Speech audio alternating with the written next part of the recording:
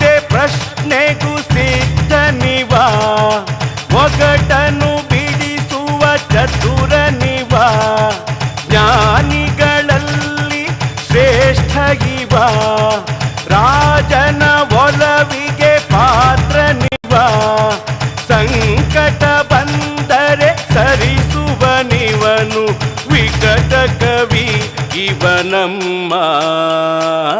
ತೇನಾಲಿ ರಾಮ, ತೇನಾಲಿ ರಾಮ, ತೇನಾಲಿ ರಾಮ,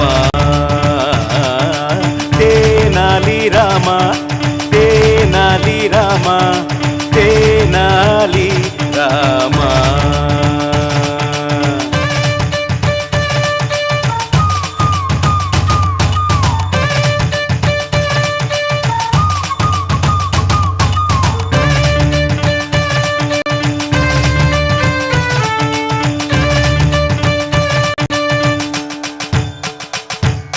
ನಗಿಸುತ್ತ ಎಲ್ಲರ ಸೆಳೆದವನು, ನಗಿಸುತ್ತ ಬುದ್ಧಿಯ ಹೇಳಿದನು, ವಿಜಯನಗರದ ಕಣ್ಮಣಿ ಇವನು, ಶ್ರೀಕೃಷ್ಣ ದೇವರಾಯನ ಸಖನು, ಮಾತಲಿ ಜಗವ ಮರೆಸುವನಿವನು, ವಿಕಟ ಕವಿ ಇವನಮ್ಮ. ತೇನಾಲಿ ರಾಮ, ತೇನಾಲಿ ರಾಮ, ತೇನಾಲಿ ರಾಮ, ತೇನಾಲಿ ರಾಮ, ತೇನಾಲಿ ರಾಮ, ತೇನಾಲಿ ರಾಮ.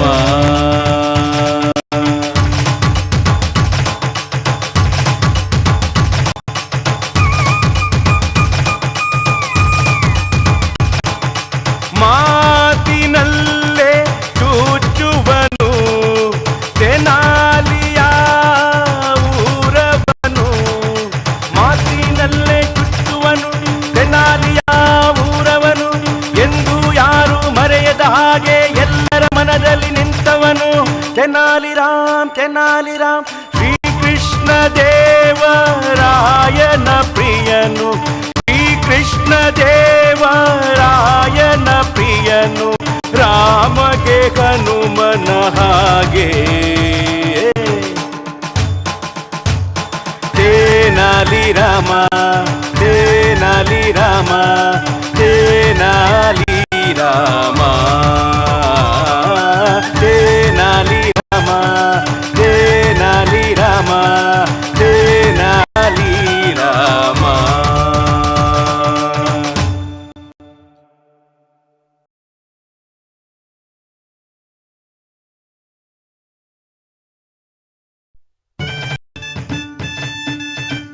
ಅನೇಕ ವರ್ಷಗಳ ಹಿಂದೆ ಭಾರತದ ದಕ್ಷಿಣ ಭಾಗದಲ್ಲಿ ವಿಜಯನಗರವೆಂಬ ಒಂದು ರಾಜ್ಯವಿತ್ತು. ಈ ವಿಜಯನಗರದಲ್ಲಿ ಕೃಷ್ಣದೇವರಾಯನೆಂಬ ರಾಜ ರಾಜ್ಯವಾಳುತ್ತಿದ್ದ. ರಾಜ ಕೃಷ್ಣದೇವರಾಯನ ಆಸ್ಥಾನದಲ್ಲಿ ತೆನ್ನಾಲಿ ರಾಮನೆಂಬ ಹೆಸರಿನ ರತ್ನವೊಂದಿತ್ತು. ಈ ತೆನ್ನಾಲಿ ರಾಮ ತನ್ನ ವಾಕ್ಚಾತುರ್ಯ ಮತ್ತು ಬುದ್ಧಿಚಾತುರ್ಯದಿಂದ ಕೇವಲ ವಿಜಯನಗರದಲ್ಲಷ್ಟೇ ಅಲ್ಲ, ವಿದೇಶದಲ್ಲೂ ಸುಪ್ರಸಿದ್ಧನಾಗಿದ್ದ. ಹಳ್ಳಿಯ ಹೆಸರು ತೆನ್ನಾಲಿ ಮತ್ತು ಹೆಸರು ರಾಮನ್ ಆಗಿದ್ದರಿಂದ ವಿಜಯನಗರದ ಜನರು ಅವನನ್ನು ತೆನ್ನಾಲಿ ರಾಮನೆಂದು ಕರೆಯುತ್ತಿದ್ರು. ಹೀಗಿದ್ದ ತೆನ್ನಾಲಿ ರಾಮ ಒಂದು ದಿನ ರಾಜ ಕೃಷ್ಣದೇವರಾಯನ ಖ್ಯಾತಿಯನ್ನು ಕೇಳಿದ ತೆನ್ನಾಲಿ ರಾಮ ಹಳ್ಳಿಯಿಂದ ವಿಜಯನಗರಕ್ಕೆ ಬಂದುಬಿಟ್ಟ.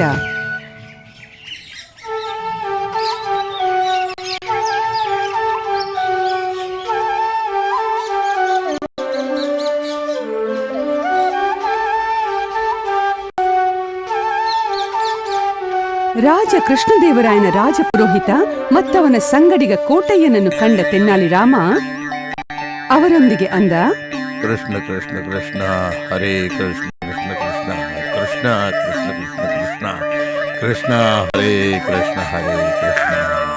ನಮಸ್ಕಾರ ರಾಜಪುರೋಹಿತರೇ. ನಮಸ್ಕಾರ ನಮಸ್ಕಾರ. ಹರೇ ಕೃಷ್ಣ ಕೃಷ್ಣ ಕೃಷ್ಣ ಹರೇ ಹರೇ. ನಾನು ರಾಮನ್ ತೆನ್ನಾಲಿಯಿಂದ ಬಂದಿದ್ದೇನೆ. ನನಗೆ ರಾಜ ಕೃಷ್ಣದೇವರಾಯರ ಸೇವೆ ಮಾಡಲು ತುಂಬಾ ಇಚ್ಛೆ ಇದೆ. ಆದ್ದರಿಂದ ನೀವು ನನಗೆ ಅವರ ಆಸ್ಥಾನಕ್ಕೆ ಪ್ರವೇಶ ಕೊಡಬಲ್ರೇನು? ಜೀವನದಲ್ಲಿ 25 ವರ್ಷ ತಪಸ್ಯದ ಶಿಕ್ಷಣ ಪಡೆದ ನಂತರ ನನಗೆ ಮಹಾರಾಜರ ಆಸ್ಥಾನದಲ್ಲಿ ಅವರ ಸೇವೆ ಮಾಡೋ ಅವಕಾಶ ಪ್ರಾಪ್ತವಾಗಿದೆ. ಮತ್ತು ನನ್ನಂತೆ ಇಂತಹದ್ದೇ ಸಾಧನೆ ಮಾಡಿದ ಸಾವಿರಾರು ಜನರಿದ್ದಾರೆ. ಆದ್ರೆ ಅವರಿಗೆ ಇದುವರೆಗೂ ಇಂತಹ ಸದವಕಾಶ ಪ್ರಾಪ್ತವಾಗಿಲ್ಲ. ಆದ್ರೆ ನೀನು ಅಂತಹ ಯಾರಪ್ಪ ನಿನಗೆ ಮಹಾರಾಜರು ಅವಕಾಶ ನೀಡಲು? ನಿನ್ನ ಹೆಸರು ನಾನೆಂದು ಕೇಳಿಲ್ಲ. ನನ್ಗೆ ಗೊತ್ತಿದೆ, ನಾನು ಅಷ್ಟು ಹೆಸರುವಾಸಿ ಅಲ್ಲ.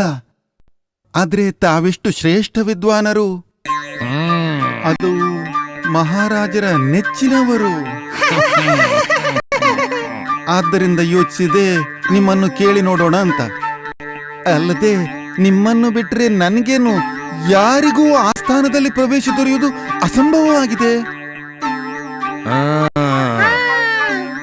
ಮತ್ತೇನು? ಇಲ್ಲಿ ನೋಡಿ, ತಾವು ಮನಸ್ಸು ಮಾಡಿದ್ರೆ ತಮ್ಗೆ ಯಾವುದೂ ಅಸಂಭವವಲ್ಲ.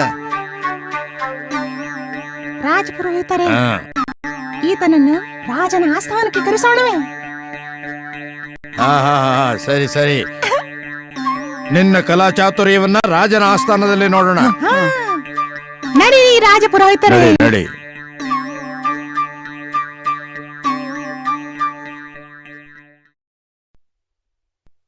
ಅರೆ ಈತ ಇಲ್ಲಿಗೂ ಬಂದ್ಬಿಟ್ಟ. ಈತನ ವ್ಯವಸ್ಥೆ ಮಾಡಲೇಬೇಕು, ಇಲ್ಲದಿದ್ರೆ ಭವಿಷ್ಯದಲ್ಲಿ ನನಗೆ ಮುಳ್ಳಾದಾನು ಈತ. ರಾಜಪುರೋಹಿತರೇ, ನೀವು ತಡೀರಿ, ನಾನ್ ನೋಡ್ಕೋತೀನಿ. ಸರಿ. ಯಾರಾದ್ರೂ ಇದ್ದೀರಾ ಅಲ್ಲಿ? ಹೌದು, ಏನ್ ಕೆಲಸವಿದೆ? ನೋಡಲ್ಲಿ, ನೋಡು, ಆ ಬಡಕಲು ಮನುಷ್ಯ ಅರಮನೆಯನ್ನೇ ನೋಡ್ತಾ ಇತ್ತ ಬರ್ತಿದಾನಲ್ಲ, ಅವನನ್ನು ಅರಮನೆಗೆ ಬರಗೊಡಬೇಡ.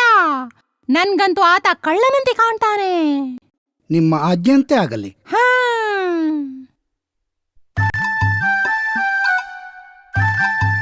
ತೆನಾಲಿ ಅರಮನೆಯ ಪ್ರವೇಶ ದ್ವಾರಕ್ಕೆ ಆಗಮಿಸಿ ಅದೇ ಸೇವಕನಿಗಂದ,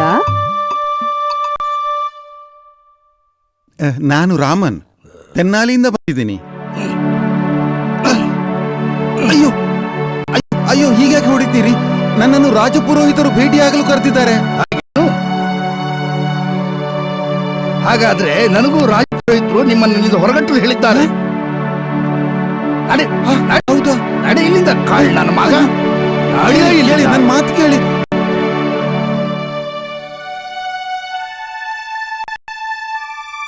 ಹೀಗೆ ಯಾವುದೇ ರೀತಿಯಿಂದ ತೆನ್ನಾಲಿ ರಾಮನಿಗೆ ರಾಜನ ಆಸ್ಥಾನದಲ್ಲಿ ಪ್ರವೇಶ ದೊರೆಯಲಿಲ್ಲ. ಆದರೂ ತೆನ್ನಾಲಿ ರಾಮ ನಿರಾಶನಾಗಲಿಲ್ಲ. ಅವನು ಅನೇಕ ದಿನ ವಿಜಯನಗರದಲ್ಲಿ ಓಡಾಡುತ್ತಿದ್ದ.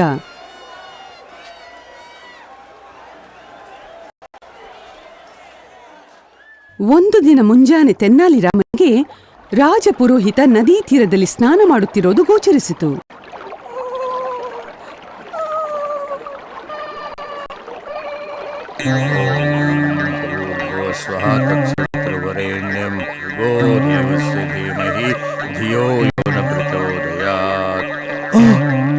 ಅಯ್ಯೋ, ಎಷ್ಟು ಸುಂದರ ಅವಕಾಶ. ಹೌದು,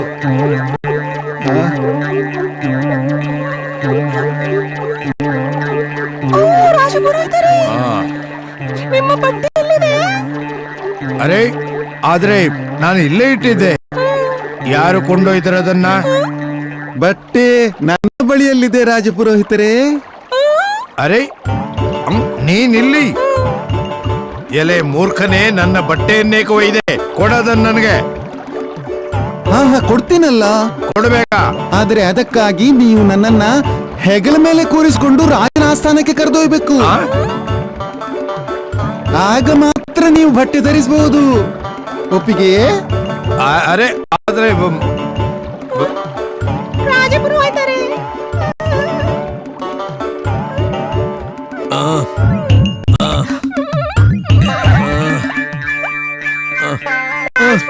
ಸುಮ್ಮನಿರೋ. ಸ್ವಲ್ಪ ಎಚ್ಚರದಿಂದ ರಾಜಪುರೋಹಿತರೇ. ಸುಮ್ಮನಿರೋ, ಹಲ್ಲು ಮುರಿದು ಬಿಟ್ಟೇನು?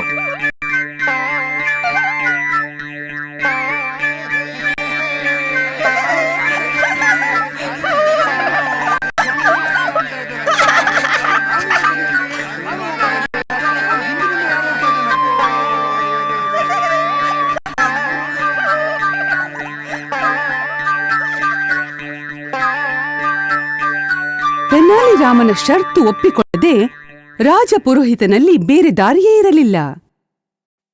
ಇದೆಲ್ಲ ಏನು? ಇದು ನಮ್ಮ ರಾಜಪುರೋಹಿತರು, ಮತ್ತವ್ರು ಯಾರೋ ಅವರನ್ನು ಗೇಲಿ ಮಾಡುತ್ತಿರುವುದು. ಅರೆ, ಯಾರಲ್ಲಿ? ಏನು ಆಜ್ಞೆ ಮಹಾರಾಜರೇ? ನೀನು ಯಾರೋ ಹೊಸಬನಂತೆ ಕಾಣುತ್ತಿದ್ದಿ? ಹೌದು, ನಾನು ಶ್ರೀನಾಪತಿ ಶ್ರೀ ಸಂತಾನನ ಪುತ್ರ ಶ್ರೀವರ್ಧನ. ಇಂದೇ ನಿಮ್ಮ ಸೇವೆಗೆ ನಿರತನಾಗಿದ್ದೇನೆ. ಸರಿ ಸರಿ. ನೋಡು, ಯಾರೋ ನೀಚ ನಮ್ಮ ಪುರೋಹಿತನ ಹೆಗಲಿನಲ್ಲಿ ಕೂತಿದ್ದಾನೆ. ಅವನನ್ನು ಕೆಳಗಿಳಿಸಿ ಚೆನ್ನಾಗಿ ಥಳಿಸು ಮತ್ತು ರಾಜಪುರೋಹಿತನನ್ನು ಸನ್ಮಾನದಿಂದ ಇಲ್ಲಿಗಿತ. ನಿಮ್ಮ ಆಜ್ಞೆಯಂತೆಯಾಗಲಿ ಮಹಾರಾಜರೇ. ರಾಜ ಕೃಷ್ಣದೇವರಾಯನ ಸೇವಕನ ಮೇಲಿನ ಕೋಪವನ್ನು ಕಂಡ ತೆನಾಲಿರಾಮ ರಾಜ ಪುರೋಹಿತನ ಹೆಗಲಿನಿಂದ ಕೆಳಗಿಳಿದು ಅಂದ,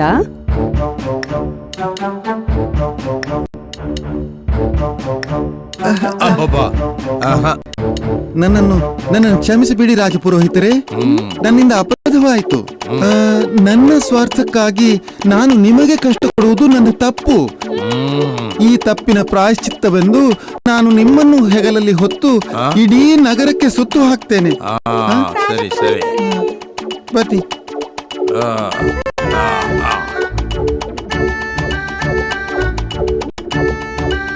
ಹೀಗನ್ನುತ್ತಾ ತೆನಾಲಿರಾಮ ರಾಜ ಪುರೋಹಿತನನ್ನು ತನ್ನ ಹೆಗಲ ಮೇಲೆ ಕೂರಿಸಿಕೊಂಡ ಮತ್ತು ಯಾವ ದಿಕ್ಕಿನಿಂದ ಸೇವಕ ಬರುತ್ತಿದ್ದನೋ ಅದೇ ದಿಕ್ಕಿಗೆ ನಡೆಯತೊಡಗಿದ. ಏ, ಇಳಿ, ಕೆಳಗಿಳಿ. ಆ? ಯಾರೋ ನೀನು ಮತ್ತು ನನ್ನನ್ನು ಕೆಳಗಡೆ ಹೇಳ್ತೀಯಾ? ರಾಜಪುರೋಹಿತರೇ, ಆ. ಬಹುಶಃ ಅವ ನನ್ನನ್ನು ಮೇಲೆ ಕೂಡ್ಲು ಹೇಳ್ತಿದ್ದಾನೆ. ಸುಮ್ಮನೆ ನಾನು ಯಾರುಂತ ನಿನಗೆ ಈಗ್ಲೇ ತಿಳಿಯುತ್ತೆ. ಅರೆ ಅರೆ, ನನ್ಗೆ ಯಾಕೆ ಹೊಡೆಯುತ್ತಿ?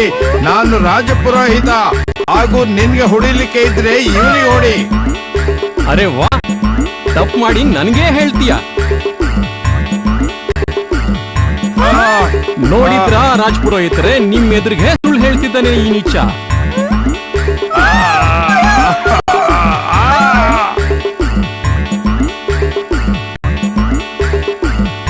ಬನ್ನಿ ಬನ್ನಿ ರಾಜಪುರೋಹಿತರೆ, ನಾವು ಆಸ್ಥಾನಕ್ಕೆ ತೆರಳೋಣ. ಸರಿ, ನಡಿ. ಅರೆ ಇವರೇ ರಾಜಪುರೋಹಿತರು, ಇವರೇ ರಾಜಪುರೋಹಿತರು. ಯಾರು ನೀನು? ಮತ್ತು ರಾಜಪುರೋಹಿತರ ಬದಲಿಗೆ ನೀನ್ಯಾಕೆ ಇಲ್ಲಿಗೆ ಬಂದೆ? ತುಂಬಾ ಚತುರನಂತಿರುವಿ. ನಿನ್ಗೆ ಒಳ್ಳೆ ಪಾಠ ಕಲಿಸಲೇಬೇಕು. ಮಹಾರಾಜರೇ, ನಾನು ತೆನ್ನಾಲಿಹಳ್ಳಿಯ ರಾಮನ್.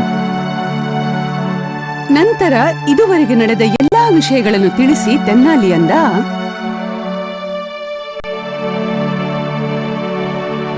ಮಹಾರಾಜರೇ, ನಾನಿದುವರೆಗೆ ನಿಮ್ಗೆ ತಿಳಿಸಿದ ವಿಷಯವೆಲ್ಲ ಸತ್ಯ ವಿಷಯ. ನೀವು ನನಗೆ ಯಾವ ಶಿಕ್ಷೆ ವಿಧಿಸಿದ್ರೂ ಅನುಭವಿಸಲು ಸಿದ್ಧ ನಾನು. ತೆನಾಲಿರಾಮನ ಬುದ್ಧಿ, ನಮ್ರತೆ ಮತ್ತು ನಿರ್ಭಯತೆಯನ್ನು ಕಂಡು ಅತಿ ಪ್ರಭಾವಿತರಾದ ರಾಜ ಅಂದರು, ವಾ ತೆನ್ನಾಲಿರಾಮ, ತುಂಬಾ ಜಾಣ ನೀನು. ನಿನ್ನಂತ ಮಾನವನ ಅವಶ್ಯಕತೆ ನಮಗೆ ತುಂಬಾ ಇದೆ. ಇನ್ನು ನೀನು ಇಲ್ಲೇ ಇರು. ನಾನಿಂದು ಧನ್ಯನಾದೆ. ನನ್ನ ಕನಸು ನನಸಾಯಿತು ಮಹಾರಾಜರೇ.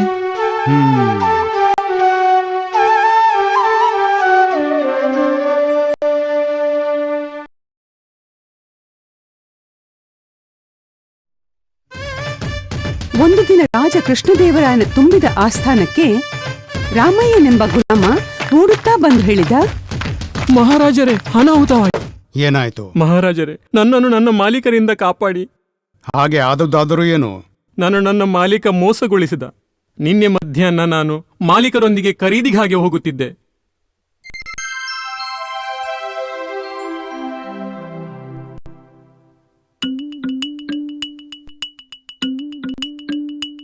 ಮಾಲೀಕರೇ, ಈಗ ಮಳೆ ಅಥವಾ ಬಿಸಿಲು ಇಲ್ಲ, ಆದ್ದರಿಂದ ಕೊಡೆ ಮುಚ್ಲೆ ನಾನು. ಮೂರ್ಖ, ಮಾಲೀಕರಲ್ಲ ನಾನು.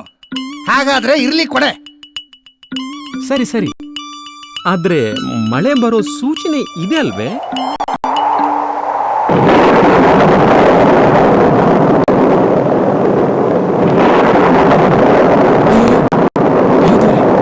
ಕೊಡೆ ಭರವಸೆ ಇಲ್ಲ. ನಾವೆಲ್ಲಾದ್ರೂ ಆಶ್ರಯ ಪಡೆಯೋಣ. ನಡಿ, ನಡಿ. ನೋಡು, ಅಲ್ಲೊಂದು ದೇವಸ್ಥಾನ ಕಾಣಿಸ್ತಾ ಇದೆ. ಸರಿ ನಡೀರಿ. ಈ ಮಳೆ ನಿಲ್ಲೋ ಹಾಗೆ ಕಾಣೋದಿಲ್ಲ. ಒಳ್ಳೇದಾಯ್ತು, ಈ ದೇವಸ್ಥಾನ ನನಗೆ ಗೋಚರಿಸ್ತು. ಆದ್ದರಿಂದ ನಾವು ಉಳ್ಕೊಂಡು. ಸರಿ ಮಾಲೀಕರೇ, ನೋಡಿಲಿ, ನನ್ಗೊಂದು ಚೀಲ ಸಿಕ್ಕಿತು. ಬಿಚ್ಚು ಬಿಚ್ಚು, ಒಳಗೇನಿದೆ ಅಂತ ನೋಡೋಣ. ಹಾ ಬಿಸ್ತೇನೆ. ಮಾಲೀಕರೇ, ಇದು ವಜ್ರದಂತೆ ಕಾಣಿಸುತ್ತೆ. ವಜ್ರ? ಇದು ದೇವಸ್ಥಾನದ ವಜ್ರ ಮಾಲೀಕರೇ. ನಾವಿದನ್ನು ತರಕಾರಿ ಖಜಾನೆ ನೀಡುವ. ಬೇಡ. ಅರೇ, ಇಷ್ಟೊಂದು ಬೆಳೆ ಮಾಡೋ ವಜ್ರವಿದು. ನೀನು ಮತ್ತು ನಾನು ಅರ್ಧ ಹಂಚಿಕೊಳ್ಳೋಣ. ನಮ್ಮ 4 ಪೀಳಿಗೆ ಆರಾಮಾಗಿ ಕೂತಿರಬಹುದು. ಹೀಗೇನು? ಹಂಚ್ಕೊಳ್ಳೋಣ, ಅರ್ಧ. ಬೆಟ್ಟ ಇಲ್ವಲ್ಲೋ? ಯಾರಾದ್ರೂ ಬಂದ್ಬಿಟ್ರೆ ತೊಂದರೆ ಆದೀತು. ಹೌದಲ್ಲ? ನಾವು ಮನೆಗೆ ತಲುಪಿ ಹಂಚ್ಕೊಳ್ಳೋಣ. ಸರಿ. ಆ ಚೀಲ ನನ್ ಕೊಡು. ಇರ್ಲಿ ಬಿಡಿ, ನನ್ನಲ್ಲಿ ಬಡಿಲಿ, ನನ್ನ ಜೇಬ್ನಲ್ಲಿ ಇಡ್ತೇನೆ. ಸುರಕ್ಷಿತವಾಗಿರುತ್ತೆ. ಜೋಪಾನವಾಗಿ ಇಟ್ಕೊಳ್ಳಿ. ಇಡ್ತೀನಪ್ಪ. ನಡೀರಿ.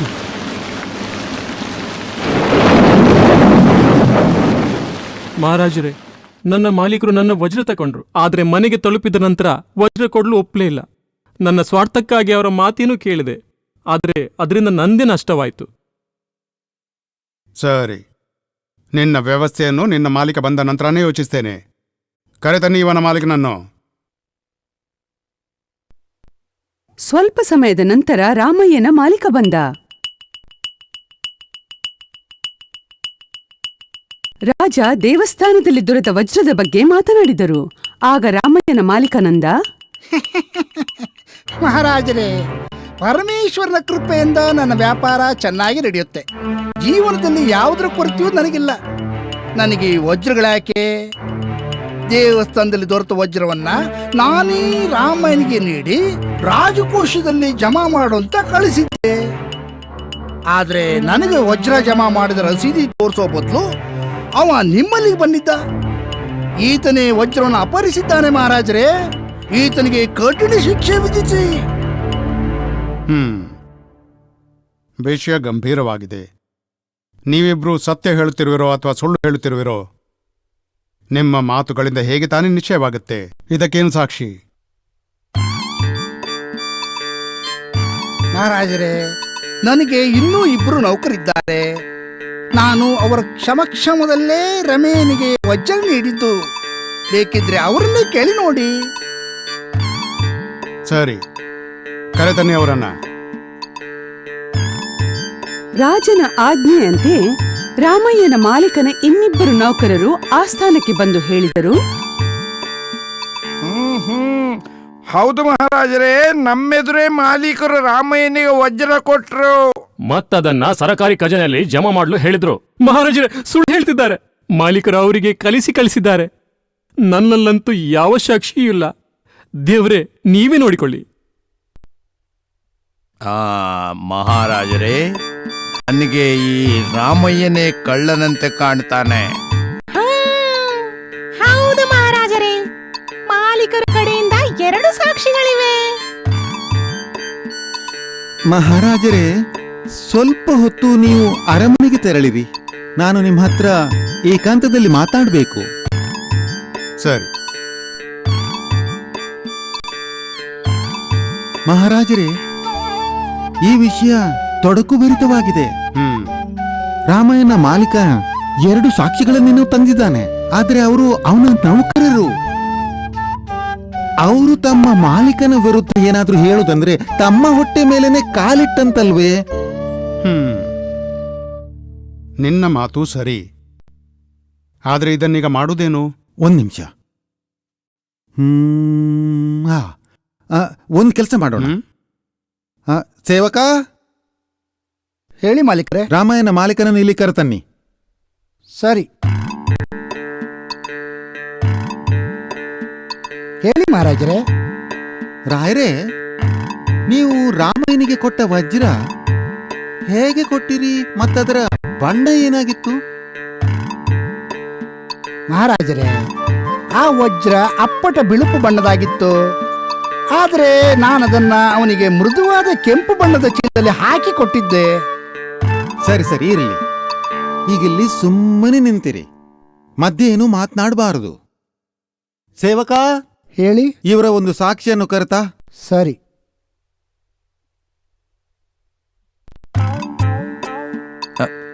ಹಾ ಮಹಾರಾಜ್ರೆ. ನಿಮ್ಮ ಮಾಲಕರು ರಾಮಾಯಣಿಗೆ ಕೊಟ್ಟ ವಜ್ರ ಅದನ್ನ ಹೇಗೆ ಕೊಟ್ಟರು ಮತ್ತದರ ಬಣ್ಣ ಏನು? ಅದು ವಜ್ರ. ಹಾ ಹಾ ಹಾ ವಜ್ರ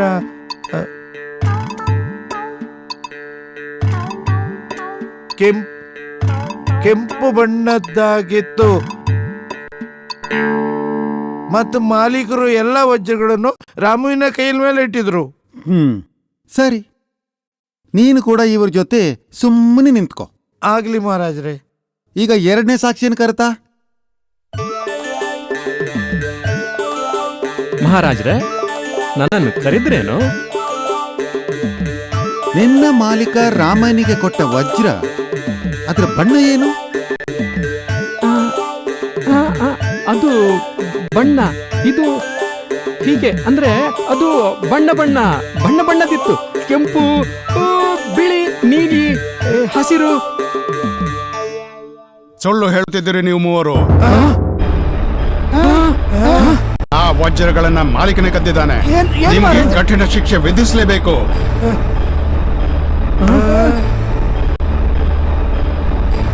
ರಾಜ ರಾಮಯ್ಯನ ಮಾಲೀಕ ಮತ್ತವನ ನೌಕರರಿಗೆ ಶಿಕ್ಷೆ ವಿಧಿಸಿದ. ಮತ್ತು ರಾಮಯ್ಯನಿಗೆ ಅವನ ಪ್ರಾಮಾಣಿಕತೆಯ ಬದಲಾಗಿ ಮತ್ತು ತೆನಾಲಿ ರಾಮನಿಗೆ ಬುದ್ಧಿ ಚಾತುರ್ಯದ ಬದಲಾಗಿ ಬಹುಮಾನ ಕೊಡಲಾಯಿತು.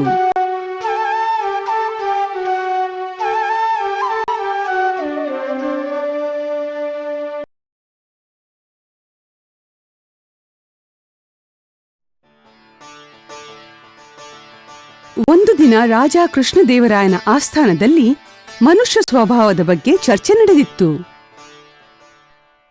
ಆಗ ಒಬ್ಬ ಹೇಳಿದ, ಮಹಾರಾಜರೇ, ಮನುಷ್ಯನ ಸ್ವಭಾವ ಸರಿಯಾಗಿ ನಾಯಿಯ ಬಾಲದಂತೆಯೇ ಇರುತ್ತೆ. ನಾಯಿಯ ಬಾಲ ಹೇಗೆ ನೇರವಾಗುವುದಿಲ್ವೋ ಹಾಗೇನೆ ಮನುಷ್ಯನ ಸ್ವಭಾವ ಎಂದೂ ಬದಲಾಗುವುದಿಲ್ಲ. ಆಹಾ, ಯಾರನ್ನೋದು ನಾಯಿಯ ಬಾಲ ಎಂದೂ ನೇರವಾಗೋದಿಲ್ಲ ಅಂತ. ನಮ್ಮ ರಾಜ್ಯದಲ್ಲಿ ಯಾವುದೋ ಅಸಂಭವ ಮಹಾರಾಜರೇ. ಇದನ್ನು ಕಂಡ ರಾಜನಿಗೆ ತಮಾಷೆ ಮಾಡೋ ವಿಚಾರ ಬಂತು. ಅವರೆಂದರು, ಕೇವಲ ಚರ್ಚೆ ಮಾಡೋದ್ರಲ್ಲಿ ಅರ್ಥವಿಲ್ಲ. ನಾವು ಪ್ರತ್ಯಕ್ಷ ಪ್ರಯತ್ನ ಮಾಡಿ ನೋಡ್ಬೇಕು. ಏನಂತಿತನಲ್ಲಿ? ಹೌದು, ಸರಿಯಾಗಿ ಹೇಳಿದ್ರಿ ಮಹಾರಾಜರೇ. ಆದ್ರೆ ಅದಕ್ಕೆ ಏನ್ ಮಾಡ್ಬೇಕೀಗ? ಆ ಸ್ಥಾನದ 4 6 ತಿಂಗಳಿಗೋಸ್ಕರ ನಾಯಿಯ ಒಂದೊಂದು ಮರಿಯನ್ನು ಸಾಕ್ಬೇಕಾಗತ್ತೆ.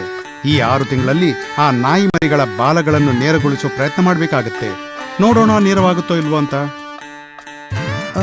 ಆದ್ರೆ ಈ ಮರಿಗಳನ್ನ ಸಾಕೋದು ಯಾರು ಮಹಾರಾಜರೇ?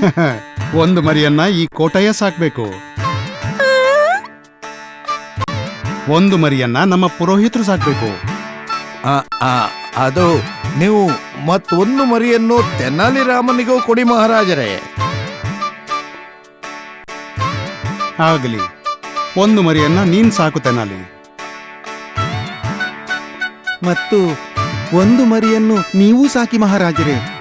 ನಾವೆಲ್ಲರೂ ಕೂಡಿ ಪ್ರಯತ್ನ ಮಾಡೋಣ ಮಹಾರಾಜರೇ. ಸರಿ ಸರಿ, ನಾನು ಕೂಡ ಒಂದು ಮರಿಯನ್ನು ಸಾಕ್ತೇನೆ.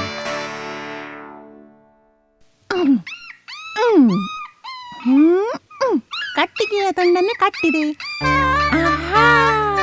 6 ತಿಂಗಳವರೆಗೆ ಬಾಲವನ್ನು ಕಟ್ಟಿಟ್ಟ ತರುವಾಯ ಎಲ್ಲರಿಗೂ ತಿಳಿದಿದು ಬಾಲ ಹೇಗೆ ನೇರವಾಗುವುದಿಲ್ಲ ಅಂತ.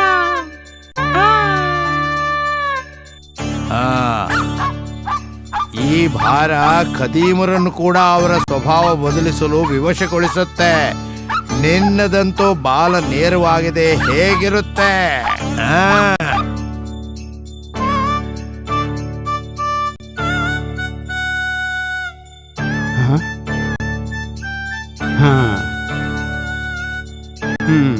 ಈಗ ಒಂದು ವೇಳೆ 6 ತಿಂಗಳಲ್ಲಿ ಈ ನಳಿಗೆ ವಕ್ರವಾಗದಿದ್ರೆ ಈ ಬಾಲ ಅವಶ್ಯವಾಗಿ ನೇರವಾಗುತ್ತೆ. ಹೀಗಿರುವಾಗ ತೆನ್ನಾಲಿ ರಾಮ ನಾಯಿ ಮರಿಯನ್ನು ಉಪವಾಸ ಇಡಲಾರಂಭಿಸಿದ. ಮರಿಯ ಜೀವ ಉಳಿಯುವಷ್ಟೇ ಆಹಾರವನ್ನು ಮಾತ್ರ ಅದಕ್ಕೆ ಕೊಡುತ್ತಿದ್ದ. ಆದ್ದರಿಂದ ಆ ಮರಿ ದಿನ ಉರುಳಿದಂತೆ ಬಲಹೀನವಾಗತೊಡಗಿತು.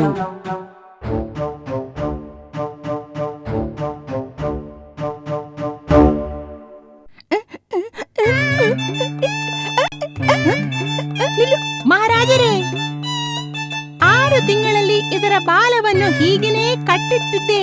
ಈಗ ಬಿಚ್ಚಿ ನೋಡುತ್ತೀನಿ ಹೇಗೆ ನೇರವಾಗೋದಿಲ್ಲ ಅಂತ. ನಿಲ್ಲು, ಅರೆ ನಿಲ್ಲು, ಅರೆ ನಿಲ್ಲು.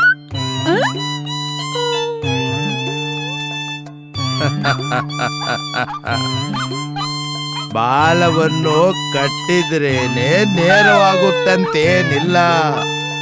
ಇಲ್ಲಿ ನೋಡಿ, ನಾನು ಭಾರವನ್ನು ಕಟ್ಟಿದ್ದೇನೆ.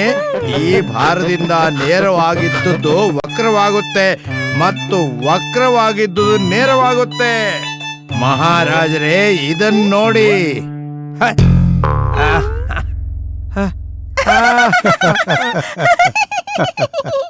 ನಾನು ವಿಚಾರ ಮಾಡಿಯೇ ಪ್ರಯೋಗ ಮಾಡಿದ್ದೇನೆ. ಆದ್ರೆ ನಿಮ್ಮ ನಾಯಿ ಮರಿಗಳ ಬಾಲ ಡೊಂಕಾಗಿದ್ದಂತೆಯೇ ನನ್ನ ನಾಯಿ ಮರಿಯ ಬಾಲ ಕೂಡ ಡೊಂಕೇ ಇದ್ದೀತು. ಡೊಂಕೇ ಇದೆ. ಆದ್ರೆ ಮಹಾರಾಜರೇ, ತೆನಾಲಿ ರಾಮನ ನಾಯಮರಿ ಎಲ್ಲಿದೆ? ತರ್ತೀನಿ ಮಹಾರಾಜರೇ. ಇದು ನೋಡಿ, ನನ್ನಲ್ಲಿದ್ದ ಮರಿಯ ಬಾಲ ಎಷ್ಟೊಂದು ನೇರವಾಗಿದೆ ನೋಡಿ ಮಹಾರಾಜರೇ. ಆದರೆ ಈ ಮರಿ ಈಗ ಸಾಯ್ತದೆ ಅನಿಸ್ತದೆ ಮಹಾರಾಜರೇ. ತೆನಾಲಿ, ಇವೆಲ್ಲ ಏನು? ಮಹಾರಾಜರೇ, ಈ ಮರಿ ಸಾಯ್ಬಾರದು ಅನ್ನೋ ಕಾಳಜಿಯನ್ನ ನಾನು ದಿನಾ ತಗೋತೀನಿ.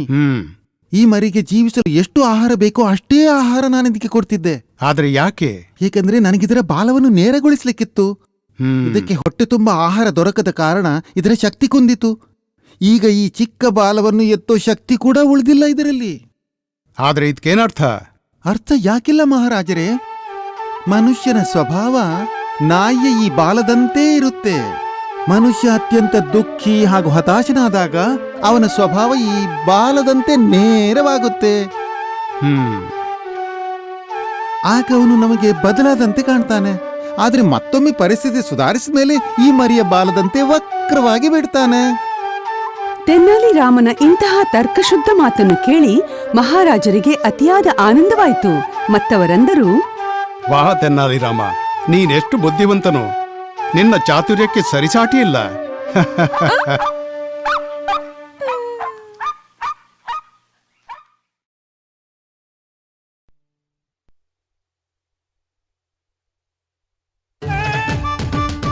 ತೆನಾಲಿ ರಾಮನ ಖ್ಯಾತಿ ದಿನ ಕಳೆದಂತೆ ಕೇವಲ ವಿಜಯನಗರದಲ್ಲಷ್ಟೇ ಅಲ್ಲ, ವಿಜಯನಗರದ ಹೊರಗೂ ಹರಡುತ್ತಾ ಹೋಯಿತು.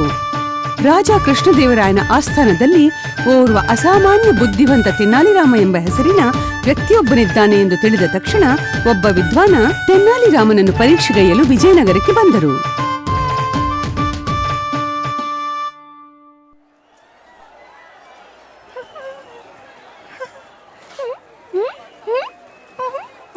ರಾಜಪುರೋಹಿತರೇ, ನೋಡಿ, ಇವರ್ಯಾರೋ ವಿದ್ವಾನರಂತೆ ಕಂಡು ಬರುತ್ತಾರೆ. ಅರೆ, ಆ ವಿದ್ವಾನ್ರಿದ್ರಲ್ಲಿ ನಮಗೇನಂತೆ?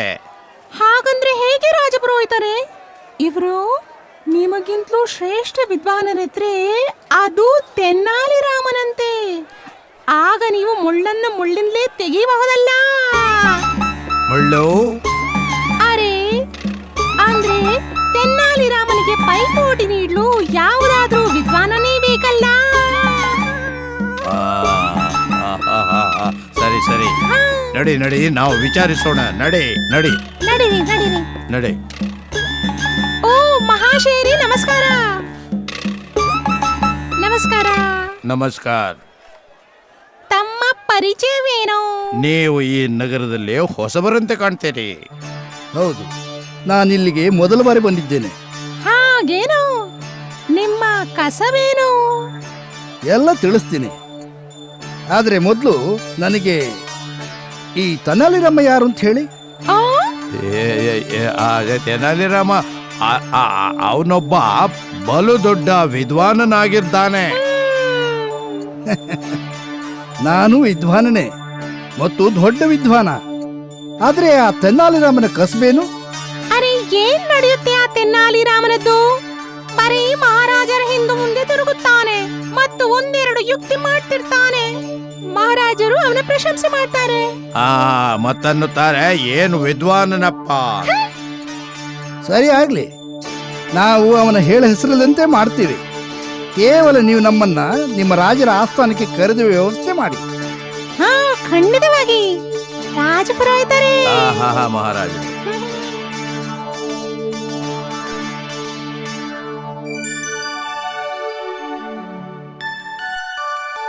ಮಹಾರಾಜರೇ,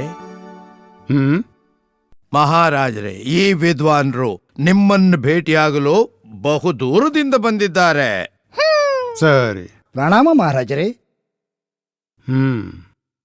ಮಹಾರಾಜರೇ, ಈ ವಿದ್ವಾನ್ರು ಸಂಪೂರ್ಣ 15 ಭಾಷೆಗಳನ್ನು ಉತ್ತಮ ರೀತಿಯಿಂದ ಅರಿತಿದ್ದಾರೆ ಮತ್ತು ಮಾತನಾಡ್ತಾರೆ. 15 ಭಾಷೆಯಲ್ಲಿ ಮಾತಾಡ್ತಾರ? ಅಯ್ಯೋ, 15 ಏನ್ ಹೇಳ್ತೀರಾ? ಹೌದು ಮಹಾರಾಜರೇ, ನಾನು 15 ಭಾಷೆಗಳನ್ನ ಉತ್ತಮ ರೀತಿಯಿಂದ ಅರಿತಿದ್ದೇನೆ. ಮತ್ತೆ ನಿಮ್ಮ ಆಸ್ಥಾನದಲ್ಲಿ ತುಂಬಾ ಜ್ಞಾನಿ ಹಾಗೂ ವಿದ್ವಾನ ಪಂಡಿತರಿದ್ದಾರೆ ಎಂದು ತಿಳಿದೆ. ಹಾಗಂತ ನಿಮ್ಮ ಆಸ್ಥಾನಕ್ಕೆ ಬಂದಿರುವೆ. ಸರಿ. ನಮ್ಮ ಆಸ್ಥಾನದಲ್ಲೂ ಅನೇಕ ವಿದ್ವಾನರಿದ್ದಾರೆ ಮತ್ತು ನಾನು ನಿಮ್ಗೂ ರಾಜದ ಆಸ್ಥಾನದಲ್ಲಿ ಆಶ್ರಯ ನೀಡುವೆ. ಆಗ್ಲಿ ಮಹಾರಾಜರೇ, ಆದರೆ ಮೊದಲು ನಾನು ನಿಮ್ಮ ಆಸ್ಥಾನದ ವಿದ್ವಾನರ ಒಂದು ಚಿಕ್ಕ ಪರೀಕ್ಷೆ ತೆಗೆದುಕೊಳ್ಳುವೆ. ಅವರು ಅದರಲ್ಲಿ ಉತ್ತೀರ್ಣರಾದರೆ ಮಾತ್ರ ನಾನು ಈ ಆಸ್ಥಾನದಲ್ಲಿ ಆಶ್ರಯ ಪಡೆಯುವೆ. ಎಂತ ಪರೀಕ್ಷೆ ವಿದ್ವಾನರೇ? ರಾಜಪುರೋಹಿತರೇ, ಪರೀಕ್ಷೆ ತಗೊಳ್ಳುವರು. ಮಹಾರಾಜರೇ, ಈಗ ನಾನು ನನಗೆ ಗೊತ್ತಿರುವ ಬೇರೆ ಬೇರೆ 15 ಭಾಷೆಯಲ್ಲಿ ಮಾತನಾಡುವೆ. ಇದನ್ನು ಕೇಳಿ ನನ್ನ ಮಾತೃಭಾಷೆ ಯಾವುದು ಅಂತ ಒಬ್ಬರಾದರೂ ಗುರುತಿಸಿದರೆ ಮಾತ್ರ ನಿಮ್ಮ ಎಲ್ಲ ವಿದ್ವಾನರು ಪರೀಕ್ಷೆಯಲ್ಲಿ ಉತ್ತೀರ್ಣ ಆದ್ರು ಅಂತ ತಿಳಿಯುವೆ. ಸರಿ. ನಮ್ಮ ಆಸ್ಥಾನದಲ್ಲಿ ಅನೇಕ ವಿದ್ವಾನರಿದ್ದಾರೆ. ಅವರಲ್ಲಿ ಯಾರಾದರೂ ಒಬ್ಬ ವಿದ್ವಾನ ನಿಮ್ಮ ಮಾತೃಭಾಷೆಯನ್ನು ಖಂಡಿತ ಗುರುತಿಸುವನು. ನೀವು ಆರಂಭಿಸಿ. ರಾಜನ ಅನುಮತಿ ಪಡೆದು ವಿದ್ವಾನ ತಮಿಳು, ಗುಜರಾತಿ, ತೆಲುಗು, ಮರಾಠಿ, ಬಂಗಾಲಿ, ಒಡಿಯಾ ಹೀಗೆ ಎಲ್ಲಾ 15 ಭಾಷೆಗಳಲ್ಲಿ ಮಾತನಾಡಿದರು. ಒಂದು ಭಾಷೆ ಆಡಿ ತೋರಿಸಿದ ನಂತರ ಆ ಭಾಷೆ ತಿಳಿದ ವಿದ್ವಾನನಿಗೆ ಅದೇ ಅವನ ಮಾತೃಭಾಷೆ ಅಂತ ಅನಿಸುತ್ತಿತ್ತು. ಆದರೆ ಆ ವಿದ್ವಾನ ಎಲ್ಲಾ ಭಾಷೆಗಳನ್ನು ಅಡೆತಡೆಯಿಲ್ಲದೆ ಆಡುತ್ತಿದ್ದರು. ಈ ಕಾರಣದಿಂದ ಅವರ ಮಾತೃಭಾಷೆ ಯಾವುದು ಅಂತ ಆಸ್ಥಾನದಲ್ಲಿ ಉಪಸ್ಥಿತರಿದ್ದ ಯಾವುದೇ ವಿದ್ವಾನನಿಗೆ ಅರಿಯಲಾಗಲಿಲ್ಲ. ವಿದ್ವಾನ ಗೌರವದಿಂದ ಮಹಾರಾಜರನ್ನು ಕೇಳಿದರು. ಹೇಳಿ ಮಹಾರಾಜರೇ, ಯಾರಾದರೂ ಹೇಳಬಲ್ಲಿರ ನನ್ನ ಮಾತೃಭಾಷೆ ಯಾವುದು ಅಂತ?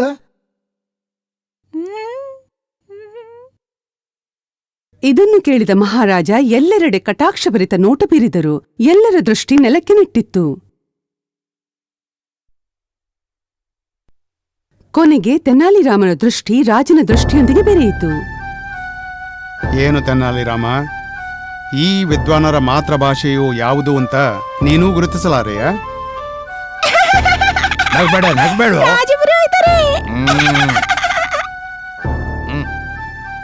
ಹಾಗಲ್ಲ ಮಹಾರಾಜರೇ, ಈ ಮಹಾನುಭಾವರು ದೊಡ್ಡ ವಿದ್ವಾನರು. ಇವರ ಮಾತೃಭಾಷೆಯನ್ನು ಗುರುತಿಸಬೇಕಾದ್ರೆ ಇನ್ನೂ ಸ್ವಲ್ಪ ಸಮಯ ಇವರ ಸಹವಾಸದಲ್ಲಿರುವುದು ಅವಶ್ಯ. ತೆನಾಲಿರಾಮನವರೇ, ಆ ವೇಳೆ ಮತ್ತು ಸಹವಾಸ ನಾನು ನಿಮ್ಗೆ ಅವಶ್ಯವಾಗಿ ನೀಡುವೆ.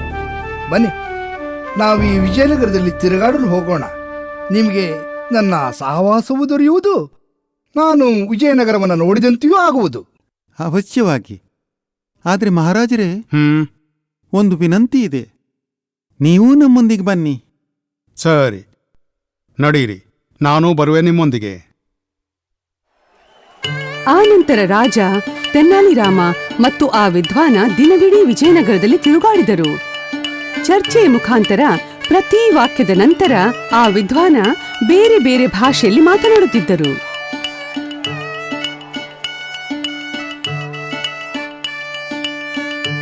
ಮಹಾರಾಜರೇ, ದಿನವಿಡೀ ಸುಡುವ ಬಿಸಿಲಲ್ಲಿ ತಿರುಗಾಡಿದ್ರಿಂದ ನನಗೆ ದಣಿವಾಗಿದೆ. ನಿಮ್ಮ ಅಭ್ಯಂತರವಿಲ್ಲದಿದ್ರೆ ನಾವಿಲ್ಲಿ ಸ್ವಲ್ಪ ವಿಶ್ರಾಂತಿ ಪಡೆಯೋಣವೇ? ಅವಶ್ಯವಾಗಿ ಕೊಡುವ. ಬಾ ತೆನಾಲಿರಾಮ, ಕೂತ್ಕೋ. ಆಗ್ಲಿ ಮಹಾರಾಜರೇ. ಹಾಗೆ ನೋಡಿದ್ರೆ ನಿಮ್ಮ ಶಹರ ಅತಿ ಸುಂದರವಾಗಿದೆ. ನನಗೆ ತುಂಬಾ ಮೆಚ್ಚುಗೆ ಆಯಿತು. ಅದಲ್ಲದೆ ನಮ್ಮ ರಾಜ್ಯದಲ್ಲಿ ತೆನಾಲಿರಾಮನಂತ ವಿದ್ವಾನನಿದ್ದಾನೆ. ಅವನ ಭೌತಿಕ ಸೌಂದರ್ಯ ಪ್ರಶಂಸೆಗೆ ಅರ್ಹವಾಗಿದೆ. ಅಮ್ಮ, ಮರಿಗೆಯೋ ಏನಾಯ್ತು? ನೋಡಿ ಮಹಾರಾಜರೇ, ನಿಮ್ಮ ವಿದ್ವಾನ ತನ್ನಿಲರಾಮನ ಬುದ್ಧಿ ನನ್ನ ಕಾಲಿಗೆ ಮುಳ್ಳು ಚುಚ್ಚಿದ. ಏನು? ನೋಡಿ ನೋಡಿ, ಎಷ್ಟು ರಕ್ತ ಹರಿತಾ ಇದೆ. ಇಷ್ಟು ದೊಡ್ಡ ವಿದ್ವಾನಿಗೆ ಇಂಥ ಸಾಧಾರಣ ದುಷ್ಟ ವ್ಯವಹಾರ ಶೋಭಿಸುವುದಿಲ್ಲ.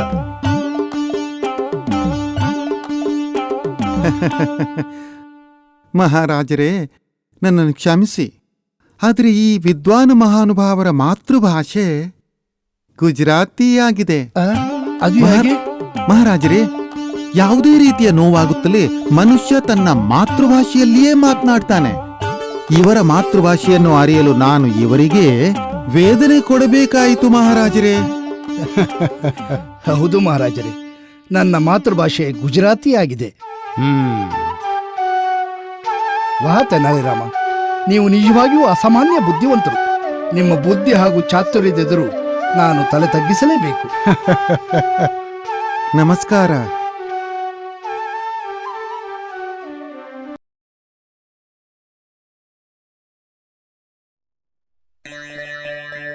ರಾಜಪುರೋಹಿತರೇ, ಈಗಲಾದ್ರೂ ಎತ್ತಿ ತೆನ್ನಾಲಿರಾಮನ ವಿಷಯ, ಅಥವಾ ನಾನು ಎತ್ತಲೇ? ಇಲ್ಲ, ನಾನೇ ಮಾಡ್ತೀನಿ. ಅರೇ, ಅವಕಾಶ ನಿಮ್ಮತ್ತನೇ ಬರ್ತಿದೆ ಮತ್ತು ನೀವೆಲ್ಲಿ ನೋಡ್ತಾ ಇದ್ದೀರಿ? ಓಹೋ, ಮಾಡ್ತೀನಿ, ಈಗ ಮಾಡ್ತೀನಿ. ನೀವು ಬರೀ ಮಾತು ಎತ್ತಿ ನಂತರ ನೋಡಿ. ನಾನು ಕೂಡ್ಲೇ ಅವರಿಗೆ ಇನ್ನೊಂದು ಕೊಡ್ತೀನಿ. ತೆನ್ನಾಲಿರಾಮನಿಗೆ ಒಂದು ವೇಳೆ ಕಲ್ಲಿನ ಶಿಕ್ಷೆ ಆಗದಿದ್ದರೆ ನಾನು ಪೂರ್ತಿ ವಿಜಯನಗರಕ್ಕೆ 200 ಸುತ್ತು ಪ್ರದಕ್ಷಿಣೆ ಮಾಡ್ತೀನಿ. ಅದು ಹಿಂದು ಮುಂದಾಗಿ. ಏನೀಗ? ಮಹಾರಾಜರೇ, ಏನು ಕೆಲಸವಿದೆ ಪುರೋಹಿತರೇ? ಮಹಾರಾಜರೇ, ನಾನು ನಿಮ್ಮಲ್ಲೇನೋ ಹೇಳ ಬಯಸ್ತೇನೆ.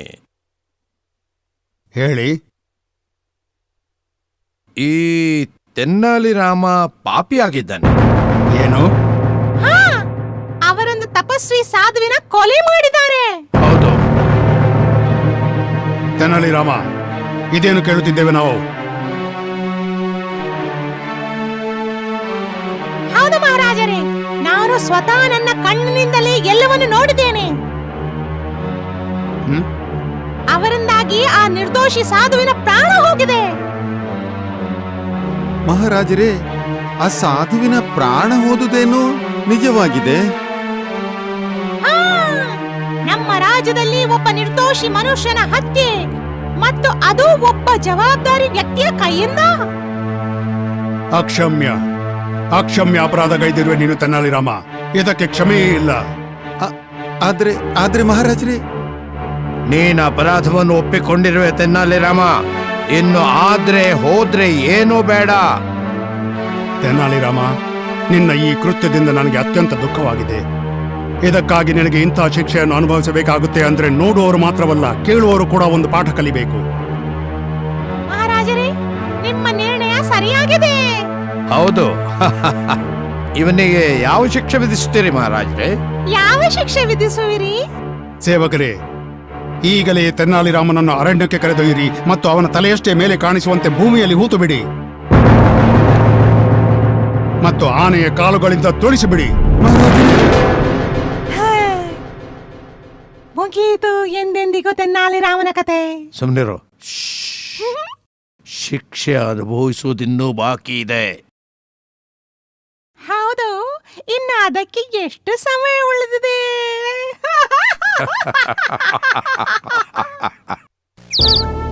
ರಾಜನ ಆದೇಶದಂತೆ ತೆನ್ನಾಲಿರಾಮನನ್ನು ಅರಣ್ಯದಲ್ಲಿ ತಲೆಯಷ್ಟೇ ಕಾಣುವಂತೆ ಹೂತಿಡಲಾಯಿತು. ಅವನನ್ನು ಭೂಮಿಯಲ್ಲಿ ಹೂತಿಟ್ಟ ಇಬ್ಬರು ಸೇವಕರು ಆನೆಯನ್ನು ತರಲು ಹೊರಟು ಹೋದರು.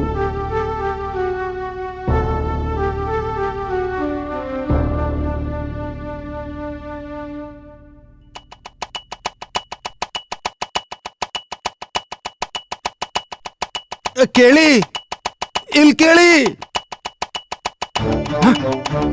ಈ ಸ್ವರ ಎಲ್ಲಿಂದ ಬರುತ್ತೆ? ಯಾರು? ನಾನು ಇಲ್ಲಿ ನೆಲದಡಿಯಲ್ಲಿ.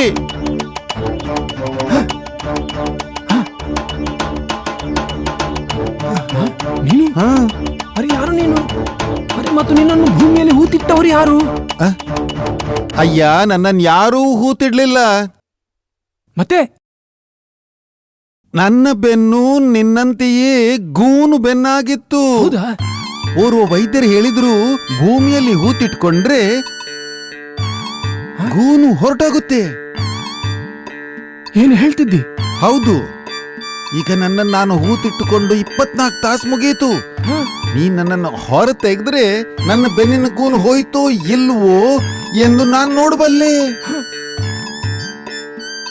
ಹಾಗೇನು? ಹೌದು. ಸರಿ ಸರಿ, ಈಗಲೇ ನಿನ್ನನ್ನು ಹೊರ ತೆಗಿತೀನಿ.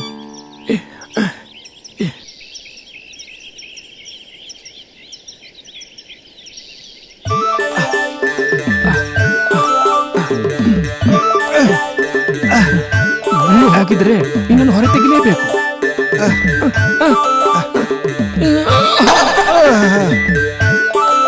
ಅರೆ, ನಿನ್ನ ಗೂನು ಸಂಪೂರ್ಣ ಮಾಯವಾಗಿದೆ. ಹಾಗಂದ್ರೆ ಒಂದ್ ಕೆಲಸ ಮಾಡು, ಈಗ ನನ್ನನ್ನು ಇಲ್ಲೇ ಹೂತಿಡು. 24 ತಾಸು ಒಳಗಿರುತ್ತೇನೆ. ನನ್ನ ಗೂನು ಕೂಡ ಹೋಗ್ಬಿಡುತ್ತೆ. ಹಾಗೇನೆ ಮಾಡೋಣ. ಇಳಿ ಹೊಂಡಕ್ಕೆ.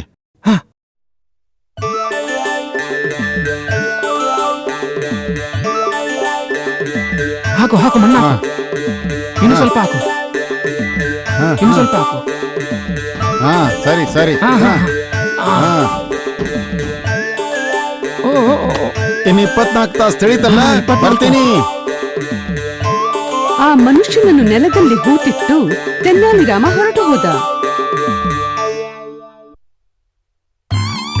ಕೆಲ ಸಮಯದ ನಂತರ ಸೇವಕರು ಒಂದು ದಷ್ಟಪುಷ್ಟವಾದ ಆನೆಯೊಂದಿಗೆ ಹಿಂತಿರುಗಿದರು. ಈಗ ಆನೆಯನ್ನು ಜೋರಾಗಿ ಓಡಿಸಬೇಕು. ಬೇಡ ಬೇಡ, ಇದು ಆನೆಯ ಕಾಲು. ನಿಧಾನವಾಗಿ ನಡೆಸಿದ್ರೂ ತಲೆ ನುಚ್ಚು ನೂರಾಗುತ್ತೆ.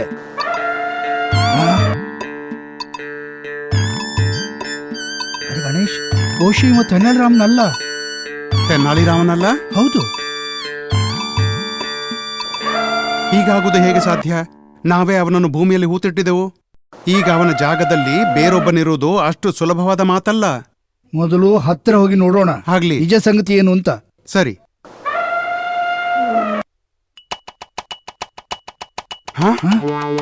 ನೋಡು ನೋಡು, ಅವನು ತೆನ್ನಾಲಿರಾಮನಲ್ಲ. ಏನಪ್ಪ, ಇಲ್ಲಿ ಯಾರನ್ನು ಹೂತಿಟ್ಟಿದ್ದೆವೋ ಅವನೆಲ್ಲಿ ಹೋದ?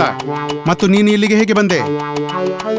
ಆನಂತರ ಹೂತಿಡಲ್ಪಟ್ಟಿದ್ದ ಮನುಷ್ಯ ನಡೆದ ವಿಷಯವನ್ನೆಲ್ಲ ಆ ಇಬ್ಬರೂ ಸೇವಕರಿಗೆ ಹೇಳಿದ. ಆಗ ಒಬ್ಬ ಸೇವಕನಂದ, ಈಗ ತೆನ್ನಾಲಿರಾಮ ಹೊರಟು ಹೋದ. ಈ ವಿಷಯ ಒಂದು ವೇಳೆ ಮಹಾರಾಜರಿಗೆ ತಿಳಿದ್ರೆ ಅವರು ನಮ್ಮನ್ನು ಇಲ್ಲೇ ಹೂತಿಡ್ತಾರೆ. ಅದಕ್ಕಿಂತ ಇವನನ್ನೇ ಆನೆ ಕಾಲಿನಿಂದ ತುಳಿಸೋಣ. ಅರೆ, ನನ್ನನ್ನು ಕೊಂದು ನೀವು ಇನ್ನೊಂದು ತೊಂದರೆಯಲ್ಲಿ ಸಿಕ್ಕಾಕೊಳ್ತೀರಾ. ಅದು ಹೇಗಪ್ಪ? ಹೇಗೆಂದ್ರೆ ನಿಜವಾದ ಅಪರಾಧಿ ಹೋಗಿಬಿಟ್ಟ ಮತ್ತು ನೀವೊಬ್ಬ ನಿರ್ದೋಷಿ ಹತ್ಯೆ ಮಾಡಿದಿರಿ.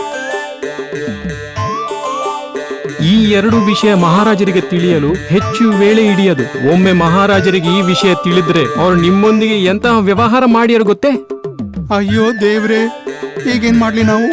ನಾವು ಮಹಾರಾಜರಿಗೆ ನಿಜವನ್ನೇ ಹೇಳುತ್ತೇವೆ.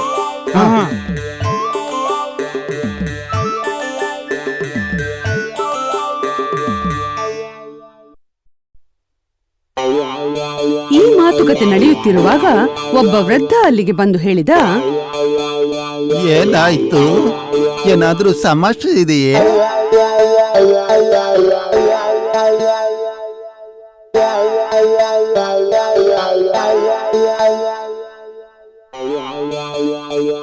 ಅಯ್ಯೋ, ವಿಷಯ ಇಷ್ಟೇ ತಾನೇ, ತುಂಬಾ ಸುಲಭ ಅದು. ಅದ್ ಹೇಗೆ? ಕೇಳಿ ಇಲ್ಲಿ.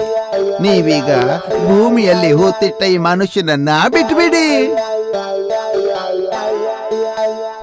ಬತ್ತು ಹೋಗಿ ಮಹಾರಾಜರಿಗೆ ತೆನ್ನಾಲಿರಾಮನನ್ನ ಭೂಮಿ ನುಂಗಿ ಬಿಟ್ಟಿತು ಅಂತ ಹೇಳಿ.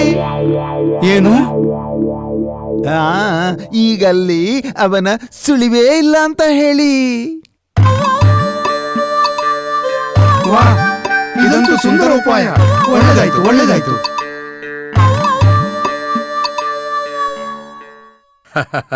ಮಹಾರಾಜರೇ, ಎಂದು ಒಬ್ಬ ಪಾಪಿ ಮನುಷ್ಯನ ಅಂತ್ಯವಾಗುತ್ತೆ. ಇದಂತೂ ನಮ್ಮ ಪಾಲಿಗೆ ಆನಂದದ ದಿನವಾಗಿದೆ. ಆಚರಿಸಬೇಕು ಮಹಾರಾಜರೇ. ಹೌದು. ಆಚರಿಸಿ ಆಚರಿಸಿ ಮಹಾರಾಜರೇ, ಅವಶ್ಯವಾಗಿ ಆಚರಿಸಿರಿ. ಆದರೆ ಯಾವ ಅಪರಾಧಕ್ಕಾಗಿ ತೆನ್ನಾಲಿ ಕೊಲ್ಲಲ್ಪಟ್ಟನೋ ಆ ಅಪರಾಧ ನಿಜದಲ್ಲಿ ಹೇಗಾಯ್ತು ಅನ್ನೋದನ್ನ ತಿಳಿಬೇಕು. ಯಾಕೆ? ಏನಾಗಿತ್ತು ಆ ದಿನ? ಮತ್ತು ಇದನ್ನು ನನಗೆ ಹೇಳಲು ನೀನ್ಯಾರು?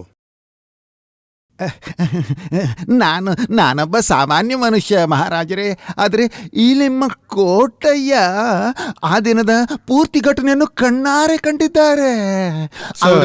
ಅವರಲ್ಲೇ ಕೇಳಿಯಲ್ಲ ಏನಾಗಿತ್ತು ಅಂತ.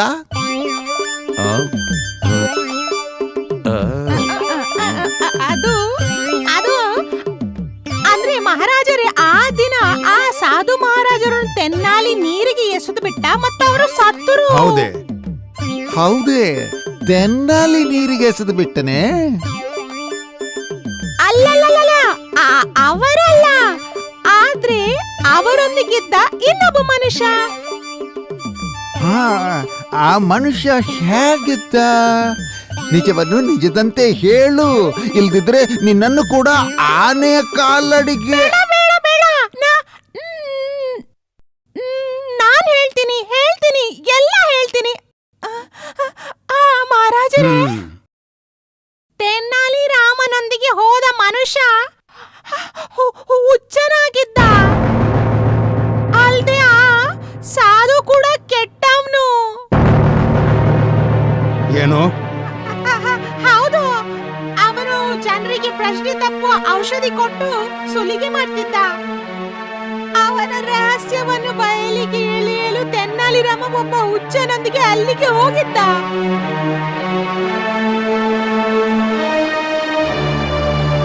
ಆ ಹುಚ್ಚ ಆ ಸಾಧುವಿನಿಂದಾಗಿ ಹುಚ್ಚನಾಗಿದ್ದ.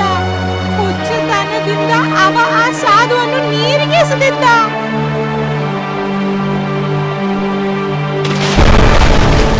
ಈ ವಿಷಯವನ್ನು ಆಗ್ಲೇ ಯಾಕೆ ಹೇಳಲಿಲ್ಲ? ಏನು ರಾಜಪುರೋಹಿತರೇ? ಇಲ್ಲ ಮಹಾರಾಜರೇ, ನಾವು ಹೇಳೋದ್ರಲ್ಲೇ ಇದ್ದೆವು. ಆದ್ರೇನು ಅವನ ಸಾವಿನ ಹಾದಿ ನೋಡುತ್ತಿದ್ದೀರೇನೋ? ಮಹಾರಾಜರೇ, ತೆನ್ನಾಲಿ ರಾಮನನ್ನು ಭೂಮಿ ನುಂಗಿತು. ಏನು?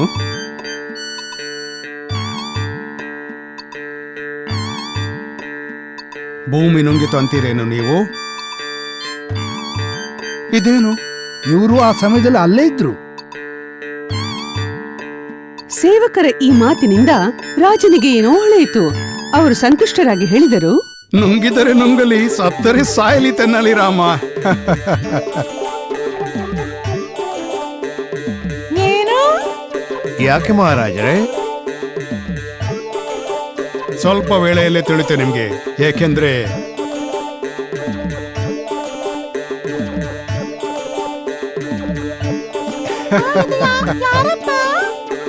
ಈ ಹೊಸ ತೆನ್ನಾಲಿ ರಾಮನಿದ್ದಾನಲ್ಲ ನಮ್ ಜೊತೆ. ತೆನ್ನಾಲಿ ರಾಮ? ನೀವು ನನ್ನನ್ನು ಹೇಗೆ ಗುರುತಿಸಿದ್ರಿ ಮಹಾರಾಜರೇ?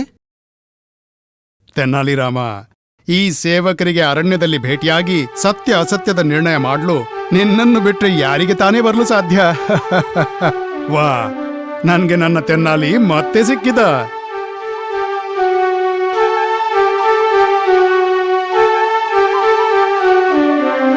ಏನಿದು ರಾಜಪುರೋಹಿತರೇ?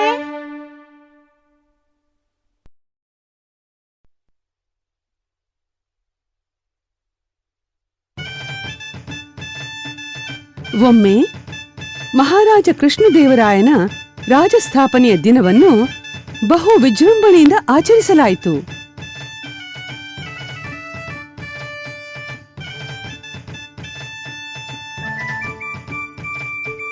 ಆ ದಿನದ ಚರ್ಚೆಯ ಮಧ್ಯೆ ಮಹಾರಾಜರಂದರು, ವಾ, ಎಷ್ಟು ವಿಜೃಂಭಣೆಯಿಂದ ಆಚರಿಸಲ್ಪಟ್ಟಿತು ರಾಜ್ಯ ಸ್ಥಾಪನೆಯ ದಿನ.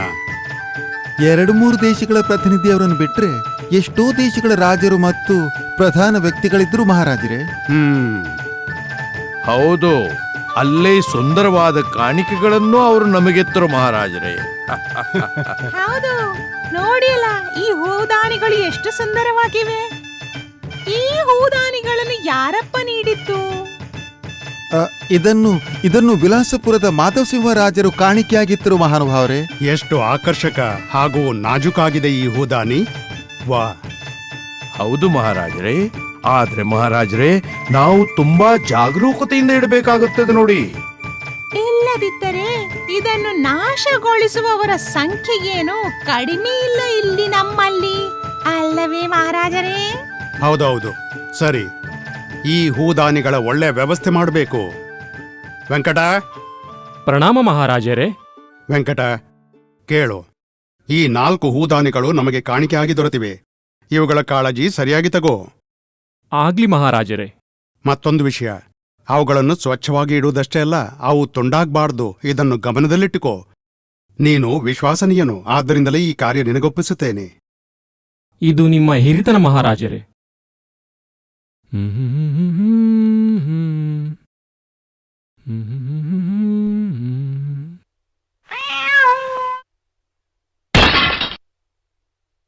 ಅಯ್ಯೋ, ಎಲ್ಲಾದ್ರೂ ಮಹಾರಾಜರಿಗೆ ಈ ವಿಷಯ ತಿಳಿದ್ರೆ ಏನ್ ಮಾಡೋದೀಗ? ಭಯ ಆಗ್ತಿದೆ ನನಗೆ. ಮಹಾರಾಜರೇ, ಮಹಾರಾಜರೇ, ಮಹಾರಾಜರೇ, ಮಹಾರಾಜರೇ, ರಾಜ ಸ್ಥಾಪನೆಯ ದಿನ ನಿಮಗೆ ಕಾಣಿಕೆಯಾಗಿ ದೊರೆತ ಹೂದಾನಿಗಳಲ್ಲಿ ಒಂದು ಹೂದಾನಿ ವೆಂಕಟನ ಕೈಯಿಂದ ತುಂಡಾಯಿತು. ಏನು? ಒಂದು ಹೂದಾನಿ ತುಂಡಾಯ್ತೆ? ಹೌದು. ಈಗಲೇ ಆ ವೆಂಕಟನನ್ನು ಹಿಡಿಯಿರಿ, ಸೆರೆಯಾಳನ್ನಾಗಿ ಮಾಡಿ ನಾಳೆ ಮುಂಜಾನೆಯೇ ಅವನನ್ನು ಗಲ್ಲಿಗೇರಿಸಲಾಗಲಿ. ಆಗ್ಲಿ, ನಿಮ್ಮ ಆಜ್ಞೆಯಂತೆ ಆಗ್ಲಿ ಮಹಾರಾಜರೇ. ನನ್ನನ್ನು ಕ್ಷಮಿಸಿ ಮಹಾರಾಜರೇ, ಆದರೆ ತಾವು ಕ್ರೋಧಾವೇಶದಲ್ಲಿ ವೆಂಕಟನಿಗೆ ವಿಧಿಸಿದ ಶಿಕ್ಷೆ ಅವನ ತಪ್ಪಿನ ತುಲನೆಯಲ್ಲಿ ತುಂಬಾ ಕಠಿಣವೆನಿಸುತ್ತೆ. ನೀವು ಸ್ವಲ್ಪ ಶಾಂತರಾಗಿ ಯೋಚಿಸಿ ಮಹಾರಾಜರೇ. ನನಗೀಗ ಯಾರ ಸಲಹೆಯ ಅವಶ್ಯಕತೆನೂ ಇಲ್ಲ. ಆದರೆ ಮಹಾರಾಜರೇ, ಹೇಳಿದ್ನಲ್ಲ ಒಮ್ಮೆ, ಗಲ್ಲಿನ ಶಿಕ್ಷೆ ಅಂದ್ರೆ ಗಲ್ಲಿನ ಶಿಕ್ಷೆ.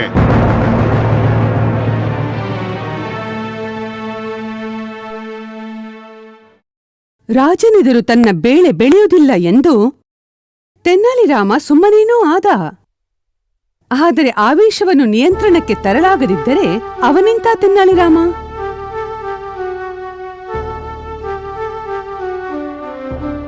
ವೆಂಕಟನನ್ನು ಭೇಟಿಯಾಗಲು ತೆನಾಲಿರಾಮ ಸೆರೆಮನೆಗೆ ಹೋದ.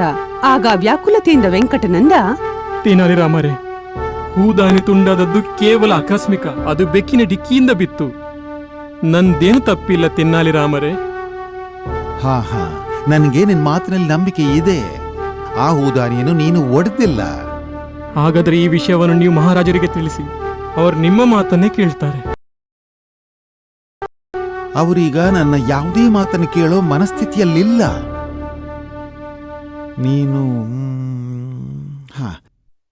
ನೀನು ನನ್ನ ಮಾತನ್ನು ಗಮನವಿಟ್ಟು ಕೇಳು ಮತ್ತು ಹಾಗೇ ಮಾಡು. ಸರಿ ಇಲ್ವಾ? ಹಾ. ನೋಡು, ಅಂತಿಮ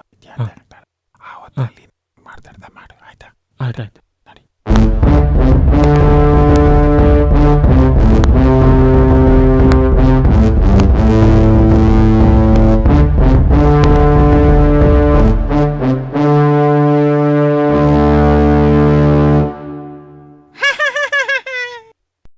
ನಡಿ ವೆಂಕಟ, ಈಗ ನಿನ್ನ ಅಂತಿಮ ಸಮಯ ನಿಕಟವಾಗಿದೆ.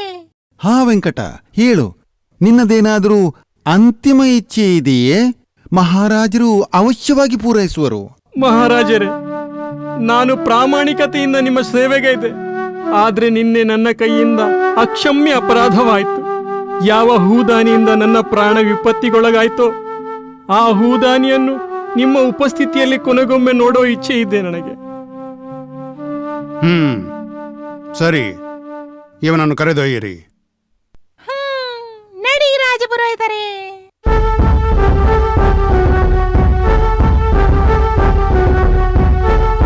ನೋಡು ವೆಂಕಟ, ನೋಡು, ಕಣ್ಣು ತುಂಬ ನೋಡು.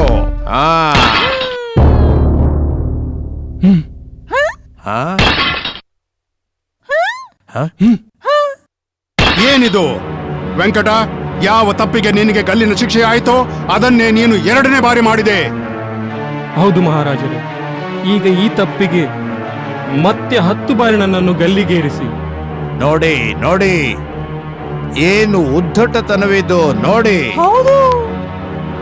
ಈ 3 ಹೂದಾನಿಗಳನ್ನು ಒಡೆದು ನಿನಗೆ ಏನು ದೊರೆಯಿತು ವೆಂಕಟ? 3 ಮಾನವರ ಪ್ರಾಣ ಮಹಾರಾಜರೇ. ಅಂದ್ರೆ ಮಹಾರಾಜರೇ, ಒಂದು ವೇಳೆ ನಾನು ಈ 3 ಹೂದಾನಿಗಳನ್ನು ತುಂಡು ಮಾಡದಿದ್ದರೆ ಅವುಗಳನ್ನು ನೋಡಿಕೊಳ್ಳಲು ಯಾರಾದರೂ ನೇಮಕವಾಗ್ತಿದ್ರು ಮತ್ತು ಅವರ ಕೈಯಿಂದಲೂ ಹೂದಾನಿಗಳು ಒಂದಲ್ಲ ಒಂದು ದಿನ ತುಂಡಾಗ್ತಿದ್ದು ಮತ್ತವರನ್ನ ಒಂದಲ್ಲ ಒಂದಿನ ಗಲ್ಲಿಗೇರಿಸಲಾಗುತ್ತಿತ್ತು. ಈ 3 ಹೂದಾನಿಗಳನ್ನ ನಾನೇ ತುಂಡು ಮಾಡಿದೆ.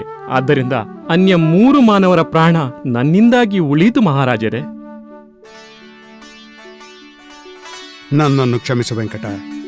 ಸಿಟ್ಟಿನ ಭರದಲ್ಲಿ ನಾನು ನಿನಗೆ ನಿನ್ನ ತಪ್ಪಿನ ತುಲನೆಯಲ್ಲಿ ತುಂಬಾ ಕಠಿಣ ಶಿಕ್ಷೆ ವಿಧಿಸಿದೆ.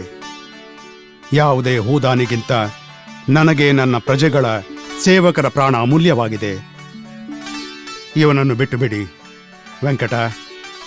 ವಾ, ಇಂದು ನೀನು ನನ್ನ ಕಣ್ಣು ತೆರೆದೆ. ಮಹಾರಾಜರೇ, ತಮ್ಮ ಕಣ್ಣು ತೆರೆಸುವ ಯೋಗ್ಯತೆ ನನಗೆಲ್ಲಿ? ತಮ್ಮ ಕಣ್ಣು ತೆರೆಸಿದವರು ಇವರು, ನಮ್ಮ ತೆನ್ನಾಲಿ ರಾಮರು. ಅವರೇ ನನಗೆ ಈ ಉಪಾಯ ಹೇಳಿಕೊಟ್ರು. ಶಾಬಾಸ್ ತೆನ್ನಾಲಿ. ಇಂದು ನನ್ನ ಕೈಯಿಂದ ಆಗುತ್ತಿದ್ದ ಒಂದು ದೊಡ್ಡ ಪಾಪದಿಂದ ನೀನು ನನ್ನನ್ನು ತಡೆದೆ. ನಾನು ನಿನಗೆ ಧನ್ಯನು.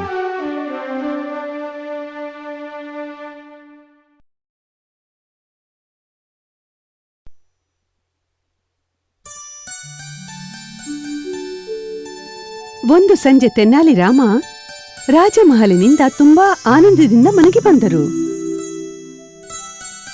ತೆನ್ನಾಲಿ ರಾಮರ ಈ ಆನಂದವನ್ನು ಕಂಡ ಅವರ ಪತ್ನಿ ವಸುಧಾ ಹೇಳಿದಳು, ಇಂದಂತೂ ತುಂಬಾ ಸಂತೋಷದಿಂದಿದ್ದೀರಿ. ಸಂತೋಷದಿಂದ ಯಾಕೆ ಇರಬಾರ್ದು? ಆದ್ರೆ ಅಂಥದ್ದೇನು ನಡೆಯಿತು? ನೋಡಿ ವಸುಧಾ, ಇಂದು ಆಸ್ಥಾನದ ಎಲ್ಲರನ್ನೂ ರಾಜ ಕೃಷ್ಣದೇವರಾಯರು ತಮ್ಮ ತೋಟದ ಬದನೆಕಾಯಿಯ ಪಲ್ಯಕ್ಕಾಗಿ ಆಹ್ವಾನಿಸಿದ್ರು. ಬದನೆಕಾಯಿಯ ಪಲ್ಯ ತಿಂದು ನಾನಂತೂ ಪೂರ್ತಿ ತೃಪ್ತನಾಗಿದ್ದೇನೆ. ಬದನೆಕಾಯಿ ಪಲ್ಯ ತಿಂದಿರಲ್ಲ, ಅದನ್ನು ಕೆಲವೊಮ್ಮೆ ನಾನು ಮಾಡ್ತೀನಲ್ಲ. ನೀನು ಮಾಡ್ತೀಯೇನೋ ಸರಿ, ಆದ್ರೆ ರಾಜನ ತೋಟದ ಬದನೆಕಾಯಿಯಲ್ಲಿ ಎಷ್ಟು ರುಚಿ ಇತ್ತೆಂದ್ರೆ ಆ ರುಚಿ ಇನ್ನೂ ನನ್ನ ಬಾಯಲ್ಲಿದೆ. ಹಾಗಿದ್ರೆ ನನ್ಗೂ ತಂದು ಕೊಡಿಯಲ್ಲ ಅಂತ ಬದನೆಕಾಯಿ, ನಾನು ತಯಾರಿಸ್ತೀನಿ ಅಂಥದ್ದೇ ಪಲ್ಯ. ಹಾಗೆ ಮಾಡುದು ಅಸಂಭವ. ಅದ್ಯಾಕೆ? ನೋಡು, ಅದು ರಾಜನ ತೋಟದ ಬದನೆಕಾಯಿ. ಮತ್ತ ಆ ತೋಟಕ್ಕೆ ರಾಜ ಯಾರನ್ನು ಹೋಗಿ ಕೊಡುವುದಿಲ್ಲ ಮತ್ತು ಯಾರಿಗೂ ಬದನೆಕಾಯಿ ಕೊಡುವುದೂ ಇಲ್ಲ. ಈಗ ಎಲ್ಲಿಂದ ತರ್ಲಿ ನಾನು ಆ ಬದನೆಕಾಯಿ? ಅದೆಲ್ಲ ನನಗ್ ಗೊತ್ತಿಲ್ಲ, ನನಗಿಷ್ಟೇ ಗೊತ್ತು. ನೀವು ಎಂದಾದ್ರೂ ಯಾವ್ದಾದ್ರೂ ಹಠ ಹಿಡಿದ್ರೆ ಅದನ್ನ ಸಾಧಿಸಿ ಬಿಡ್ತೀರಾ. ನಿಮ್ಗೇನು ಅಸಾಧ್ಯವಲ್ಲ. ಹಾಗಿದ್ರೆ ತಂದ್ಕೊಡಿ ಬದನೆಕಾಯಿ. ನೋಡಿಂದ್ರೆ ನಮ್ಮ ಮುರಳಿ ಕೂಡ ತಿನ್ಬಹುದಲ್ಲ. ಆದ್ರೆ ಕಳ್ಳತನ ಒಳ್ಳೆದಲ್ಲ. ಅದೆಲ್ಲ ನನಗ್ ಗೊತ್ತಿಲ್ಲ. ನೀವು ಈಗ್ಲೇ ರಾಜನ ತೋಟದಿಂದ ಬದನೆಕಾಯಿ ತಗೊಂಡ್ ಬನ್ನಿ. ಸರಿ ಸರಿ, ತಗೊಂಡ್ಬರ್ತೀನಿ. ಆದ್ರೆ ಮೆತ್ತಗೆ ಮಾತನಾಡು, ನೀನು ಯಾರಾದ್ರೂ ಕೇಳಿಸ್ಕೊಂಡಾರು.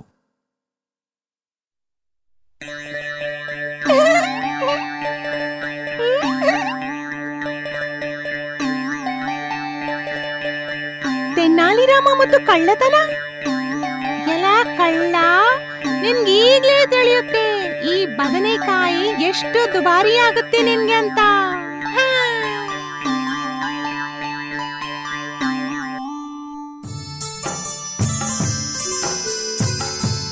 ನೋಡಿ, ಈಗ ಬದನೆಕಾಯಿಯ ಈ ಪಲ್ಯವು ನಿಮ್ಮ ರಾಜನ ಪಲ್ಯದಂತೆ ಇದೆಯೇ ಇಲ್ವೋ ಅಂತ ಹೇಳಿ. ಅದಾಗ್ಲೇಬೇಕಲ್ಲ, ಆ ಬದನೆಕಾಯಿಯೇ ಹಾಗೆ. ಸಾಕು ಸಾಕು, ನೀವೀಗ ಮುರಳಿಯನ್ನು ಎಬ್ಬಿಸಿ. ಬೇಡ ಬೇಡ, ಅವನು ನೆಪ್ಸೋದ್ ಬೇಡ. ಮಲಗಿದ್ದನಲ್ಲ, ಮಲಗ್ಲಿ. ಅಯ್ಯೋ, ಇಲ್ಲಿ ಕೇಳಿ, ಅವನು ತಿನ್ಲಿ ಈ ಪಲ್ಯ. ಎಷ್ಟು ರುಚಿಯಾಗಿದೆ ಗೊತ್ತೇ. ಇನ್ನೊಮ್ಮೆ ಎಲ್ಲಿಂದ ತಾನೇ ಸಿಕ್ಕಿತು? ಸರಿ ಸರಿ, ಎಬ್ಬಿಸ್ತೀನಿ. ಏನ್ರಿ, ನೀರ್ ತಗೊಂಡು ಏನ್ ಮಾಡ್ತಿದ್ದೀರಾ? ಸ್ವಲ್ಪ ನಿಲ್ಲು ನೀನು. ಅರೆ, ಮುರಳಿ ಮುರಳಿ, ಏಳ್ ನೋಡೋಣ. ನೋಡು, ಎಷ್ಟು ಮಳೆ ಬರ್ತಾ ಇದೆ. ನಿನ್ನ ಬಟ್ಟೆ ಒದ್ದೆ ಆಗಿದೆ.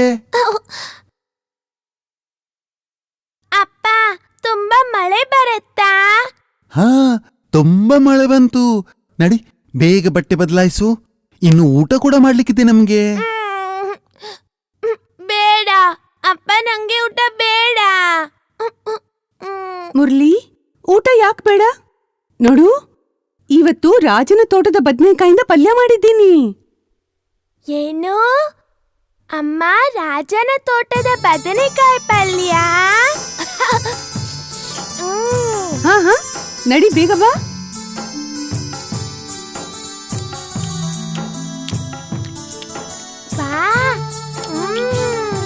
ಈ ಪಲ್ಯ ತುಂಬಾ ರುಚಿಯಾಗಿದೆ. ಇನ್ನು ಕೊಡು ಅಮ್ಮ. ಬಡ್ಸು ಬಡ್ಸು ತುಂಬಾ ರುಚಿಯಾಗಿದೆ. ರುಚಿಯಾಗಿದೆ. ಇಲ್ ಕೇಳಿದ್ರೆ ನಿಜವಾಗ್ಲೂ ತುಂಬಾ ರುಚಿಯಾಗಿದೆ. ನಾನ್ ಹೇಳಿಲ್ವಿ ನಿಮ್ಗೆ?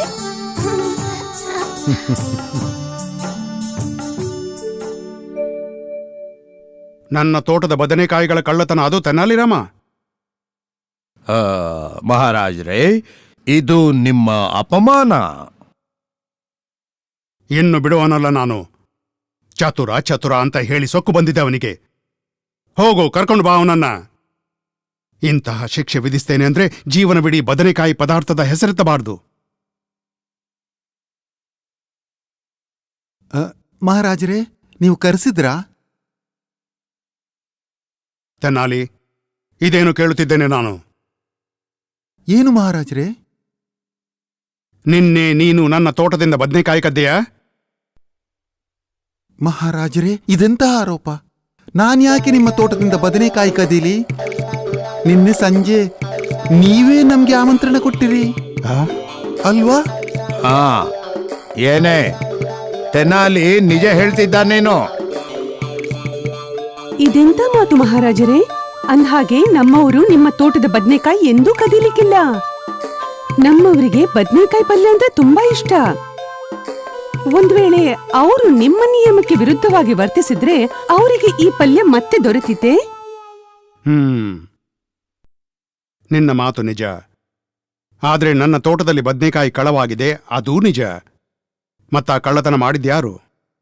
ಮಹಾರಾಜರೇ, ಬದನೆಕಾಯಿಯ ಕಳ್ಳತನದ ಬಗ್ಗೆ ಇವಳನ್ನೇನ್ ಕೇಳ್ತೀರಿ?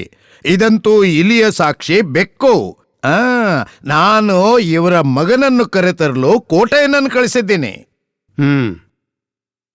ಆ ಮಗು ಬಂದಾಕ್ಷಣ ಸತ್ಯ ಯಾವುದು ಸುಳ್ಳು ಯಾವುದು ಅಂತ ತಿಳಿಯುತ್ತೆ.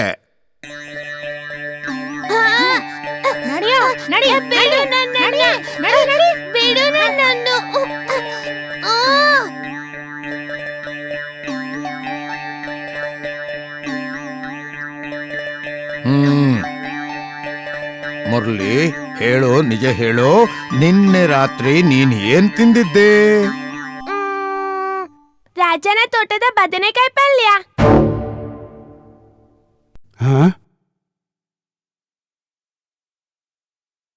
ಮಹಾರಾಜರೇ, ನಾನು ಹೇಳಿದ್ದೆನಲ್ಲ, ತೆನಾಲಿರಾಮನೇ ಬದನೆಕಾಯಿ ಕದ್ದದ್ದು ಅಂತ. ಹೌದು, ಆದ್ರೆ ಅದನ್ನು ನಾನು ಹೇಳಿದ್ದು ಗೊತ್ತು. ನೀವು ಕತ್ಲಾಗೋದಕ್ಕೆ ಮೊದ್ಲೇ ಗೊರಕೆ ಹೊಡಿಲಿಕ್ಕೆ ಆರಂಭಿಸ್ತೀರಿ. ಆ ಬದ್ನೆಕಾಯಿಯ ಪದಾರ್ಥ ನೀನು ತಿಂದದ್ದು ಯಾವಾಗ? ಜೋರಾಗಿ ಮಳೆ ಸುರಿತಿತ್ತಲ್ಲ, ಆಗ ತಿಂದೆ. ಮಳೆ ಆಗ ಮಳೆ ಬರ್ತಿತ್ತು. ಮಳೆ? ನಿನ್ನೆಯಲ್ಲಿ ಮಳೆ ಸುರಿದಿತ್ತು? ಮಹಾರಾಜರೇ, ಮುರಳಿಗೆ ರಾತ್ರಿ ಕನಸಿನಲ್ಲಿ ಕಂಡದ್ದನ್ನೆಲ್ಲ ಅವ ನಿಜ ಅಂತ ತಿಳಿತಾನೆ. ಬಹುಶಃ ಅವನು ನಿನ್ನೆ ರಾತ್ರಿ ಮಳೆಯ ಮತ್ತು ನಿಮ್ಮ ತೋಟದ ಬದನೆಕಾಯಿಯ ಪಲ್ಯ ತಿಂದಿರುವಂತಹ ಕನಸು ಕಂಡಿರ್ಬೇಕು. ಆದ್ದರಿಂದಲೇ ಅವನು ಹೀಗಂತಾನೆ. ಸರಿ ಸರಿ, ಹೋಗ್ಲಿ ಬಿಡಿ. ಮಹಾರಾಜರೇ, ಆ ಬದನೆಕಾಯಿ ಇದ್ದೇನು? ಬದನೆಕಾಯಿ ಇದ್ದೇನು? ಯಾರಿಗೆ ತಿನ್ನಲಿಕ್ಕಿದೆಯೋ ತಿನ್ನಲಿ, ತಿನ್ನಲಿಕ್ಕಾಗೇ ಕಿತ್ತಿರ್ಬೇಕಲ್ಲ. ಈ ರೀತಿಯಲ್ಲಿ ತೆನಾಲಿರಾಮನ ಮೇಲೆ ಹೇರಿದ ಕಳ್ಳತನದ ಆರೋಪ ಸಿದ್ಧವಾಗಲಿಲ್ಲ. ತೆನಾಲಿರಾಮನ ಚಾತುರ್ಯದೆದುರು ರಾಜನಿಗೆ ಏನು ಹೇಳಬೇಕೆಂದೇ ತೋಚಲಿಲ್ಲ. ಪಾಪ ಆ ರಾಜಪುರೋಹಿತನ ಬಾಯಲ್ಲಿ ಮಾತೇ ಬಾರದಂತಾಯಿತು.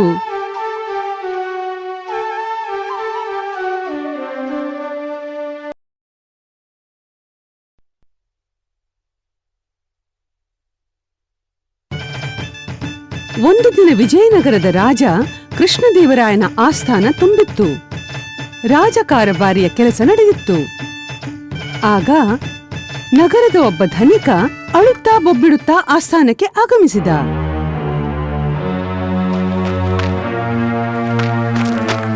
ಮಹಾರಾಜರೇ, ಮಹಾರಾಜರೇ, ನಾನು ಕಂಗಾಲಾದೆ. ಈಗ ನಾನೇನು ಮಾಡ್ಲಿ? ಒಬ್ಬ ಕಳ್ಳ ನಾನು ಜೀವಮಾನವಿಡೀ ಸಂಪಾದಿಸಿದ ಸಂಪಾದನೆಯನ್ನು ತೆಗೆದುಕೊಂಡು ಹೋದ ಮಹಾರಾಜರೇ. ಏನು ಮತ್ತೆ ಕಳ್ಳತನ? ಆಶ್ಚರ್ಯ. ರಾತ್ರಿಯ ಪಹರೆಯನ್ನು ಹೆಚ್ಚಿಸಿ 1 ತಿಂಗಳಾಯ್ತು, ಆದ್ರೂ ಕಳ್ಳತನ ನಡೀತಾನೆ ಇದೆ. ನಾಚಿಕೆ ಆಗ್ಬೇಕು ನಿಮ್ಗೆ. ಆಗ ಆಸ್ಥಾನದಲ್ಲಿ ತೆನ್ನಾಲಿ ರಾಮನ ಹೆಚ್ಚುತ್ತಿರುವ ಸನ್ಮಾನವನ್ನು ರಾಜಪುರೋಹಿತನಿಂದ ಸಹಿಸಲಾಗುತ್ತಿರಲಿಲ್ಲ.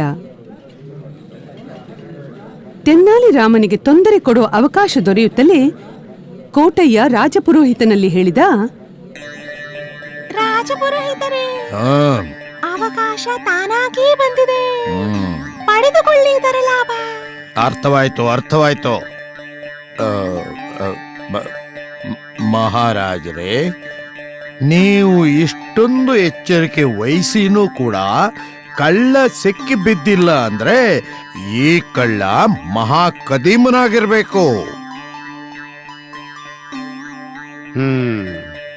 ಮತ್ತು ಅಂತಹ ಕಳ್ಳನನ್ನು ಹಿಡಿಯಲು ಅದಕ್ಕೆ ಕೂಡ ಒಬ್ಬ ಯಾವುದಾದರೂ ಚತುರ ಮನುಷ್ಯನೇ ಇರಬೇಕು. ಅಂದ್ರೆ ನಿನ್ನ ಕಣ್ಣು ಯಾರ ಮೇಲಿದೆ? ಈಗ ನಮ್ಮ ಆಸ್ಥಾನದಲ್ಲಿ ಕೇವಲ ಒಬ್ಬನೇ ಚತುರ ವ್ಯಕ್ತಿ ಇದ್ದಾನೆ, ಮತ್ತವನು ತೆನ್ನಾಲಿ ರಾಮ. ಮಹಾರಾಜರೇ, ನಾನು ಆದಷ್ಟು ಬೇಗ ಕಳ್ಳನನ್ನು ಆಸ್ಥಾನದಲ್ಲಿ ಹಾಜರುಪಡಿಸ್ತೇನೆ. ಹೇಗೇನೋ ಇನ್ನು ತೆನ್ನಾಲಿ ಏನ್ ಅವಸ್ಥೆ ಆಗುತ್ತೆ ನೋಡುತ್ತಾ ಇರೋ.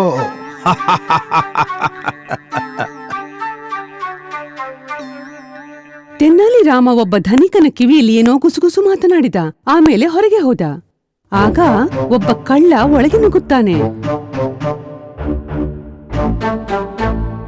ಅವನು ಅಂಗಡಿಯನ್ನೆಲ್ಲ ನೋಡಿ ಆಮೇಲೆ ಹೇಳ್ತಾನೆ, ಈ ಆಭರಣ ಹೇಗೆ ಕೊಡ್ತೀರಾಯರ?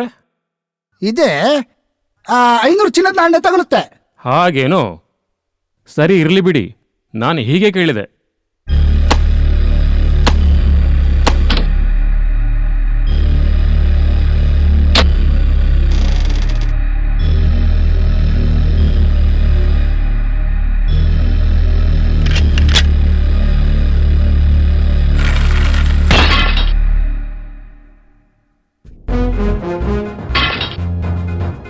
ಕಳ್ಳ ಕಳ್ಳ ಕಳ್ಳ, ಅಂಗಡಿಯಲ್ಲಿ ಕಳ್ಳನಿದ್ದಾನೆ. ನಾವು ಹಿಂದಿನಿಂದ ಹೋಗೋಣ, ನೋಡೋಣ. ನಡಿ ನಡಿ ನಡಿ ನಡಿ ನಡಿ ನಡಿ. ಅರೆ, ಇಲ್ಲಿ ಯಾರೂ ಇಲ್ಲ. ಕಳ್ಳ ಓಡಿ ಹೋದಂತ ಕಾಣುತ್ತೆ. ಇಲ್ಲಂತೂ ಯಾರೂ ಕಾಣುತ್ತಿಲ್ಲ. ಎಲ್ಲಿ ಹೋದ್ರಿ ಇವರು? ನನಗನಿಸುತ್ತೆ ಈ ನಡಿ, ಕಳ್ಳ ನಡಿ, ನಡಿ, ಎಲ್ಲೋ ಬಾ, ಓಡಿ ಹೋಗೋಣ. ಹೋದ ಅಂತ. ಅರೆ, ಕಳ್ಳ ಆಭರಣದ ಚೀಲವನ್ನು ಇಲ್ಲೇ ಎಸೆದು ಓಡೋಗಿದ್ದಾನೆ. ಅವನು ಇಲ್ಲೇ ಎಲ್ಲಾದ್ರೂ ಇರಬೇಕು. ಯಾಕೆಂದ್ರೆ ನೋಡು, ಅವನಿಗೆ ಓಡೋ ಅವಕಾಶ ಹೇಗೆ ದೊರೆತಿತು? ಹಾ ಸರಿ, ಅವನು ಇವರಲ್ಲೇ ಒಬ್ಬನಿರಬೇಕು. ಆದರೆ ನಾವು ಅವನನ್ನು ಹಿಡಿಯೋದು ಹೇಗೆ? ಆಗ ತೆನ್ನಾಲಿ ರಾಮ ಜನರ ಗುಂಪಿನಿಂದ ಹೊರಗೆ ಬಂದು ಹೇಳಿದ, ಆ ಕಳ್ಳನನ್ನು ಹಿಡಿಯಲು ಇಷ್ಟೊಂದು ಚಿಂತೆ ಪಡಬೇಕಾಗಿಲ್ಲ.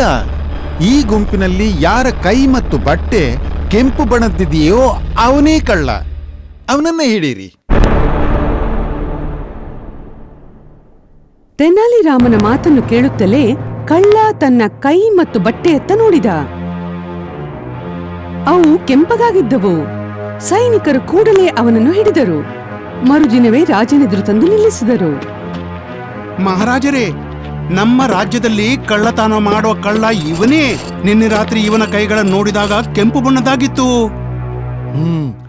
ತೆನಾಲಿ ರಾಮರು ಹೇಳಿದ್ರು, ಆದ್ದರಿಂದ ಈ ಮಾತಿನ ಯೋಚನೆ ಬಂತು. ಆದರೆ ತೆನಾಲಿ ರಾಮ, ಕೆಂಪು ಬಣ್ಣ ಮತ್ತು ಈ ಕಳ್ಳತನಕ್ಕೆ ಅದೇನು ಸಂಬಂಧವಿದೆ? ಮಹಾರಾಜರೇ, ಎಲ್ಲ ಅಂಗಡಿಯ ಧನಿಕರಿಗೆ ಅವರ ಆಭರಣಗಳನ್ನಿಡುವ ತಿಜೋರಿಯಲ್ಲಿ ತುಂಬಾ ಕೆಂಪು ಬಣ್ಣ ಸಿಂಪಡಿಸಲು ಹೇಳಿದ್ದೆ. ಆದ್ದರಿಂದಲೇ ಕಳ್ಳನನ್ನು ಆ ಬಣ್ಣದ ಆಧಾರದಿಂದ ಹಿಡಿಯೋದು ಸಾಧ್ಯವಾಯಿತು. ವಾ ತೆನಾಲಿ ರಾಮ, ಏನು ಉಪಾಯ ಹೂಡಿದ್ದೆ ನೀನು? ನಮಗೆ ನಿನ್ನಿಂದ ಸಂತೋಷವಾಗಿದೆ. ಈ ಘಟನೆಯ ನಂತರವೇ ರಂಗಿನ ಕೈಯಲ್ಲಿ ಹಿಡಿಯೋದು ಎಂಬ ಪಡೆನುಡಿ ಬಳಕೆಗೆ ಬಂತು.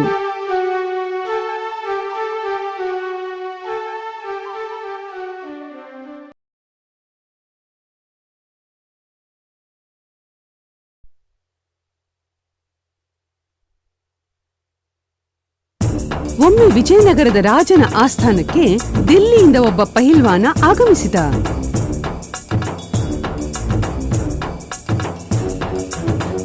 ಉದ್ದ ದಪ್ಪ ದಷ್ಟ ಪುಷ್ಟ ಶರೀರವಿತ್ತವನಿಗೆ.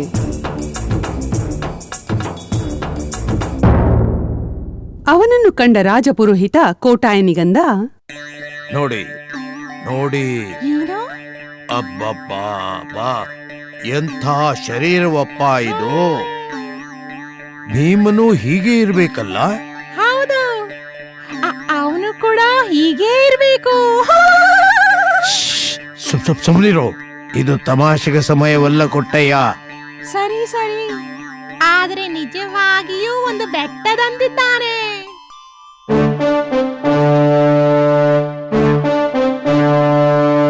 ಯಾರು ನೀವು? ನಾನು ಪ್ರತಾಪ್ ಸಿಂಗ್, ದಿಲ್ಲಿಯಲ್ಲಿನ ಹೆಸರಾಂತ ಪೈಲ್ವಾನ್. ಇದು ನೋಡಿ.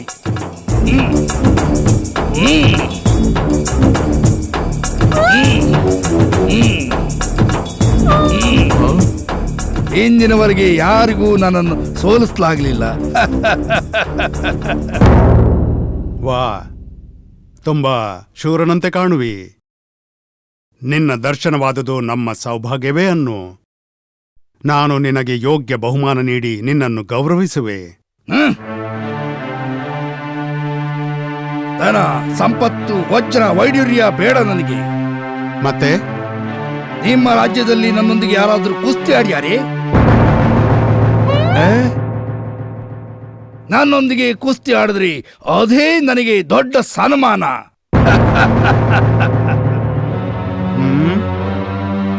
ರಾಜಪುರೋಹಿತರೇ, ಕುಸ್ತಿ ಹೇಳಿ ಹೇಳಿ, ಯಾರಿದ್ದಾರೆ ಹೋರಾಡಲು ಸಿದ್ಧ? ರಾಜಪುರೋಹಿತರೇ, ನೀವ್ ಆಡ್ತೀರಾ ಕುಸ್ತಿ? ಅಲ್ಲ, ಬೇಕಿದ್ರೆ ನಾನ್ ನಿಮ್ಗೆ ಸಹಾಯ ಮಾಡ್ತೀನಿ. ಅರೆ ವಾ, ನೀನ್ ಯಾಕೆ ಕುಸ್ತಿ ಮಾಡೋದಿಲ್ಲ? ಸಹಾಯದ್ದೇನೋ ಅದನ್ನ ನಾನು ಮಾಡಬಲ್ಲೆ, ನಿನಗೆ ಬೇಕಾದ ಸಹಾಯ.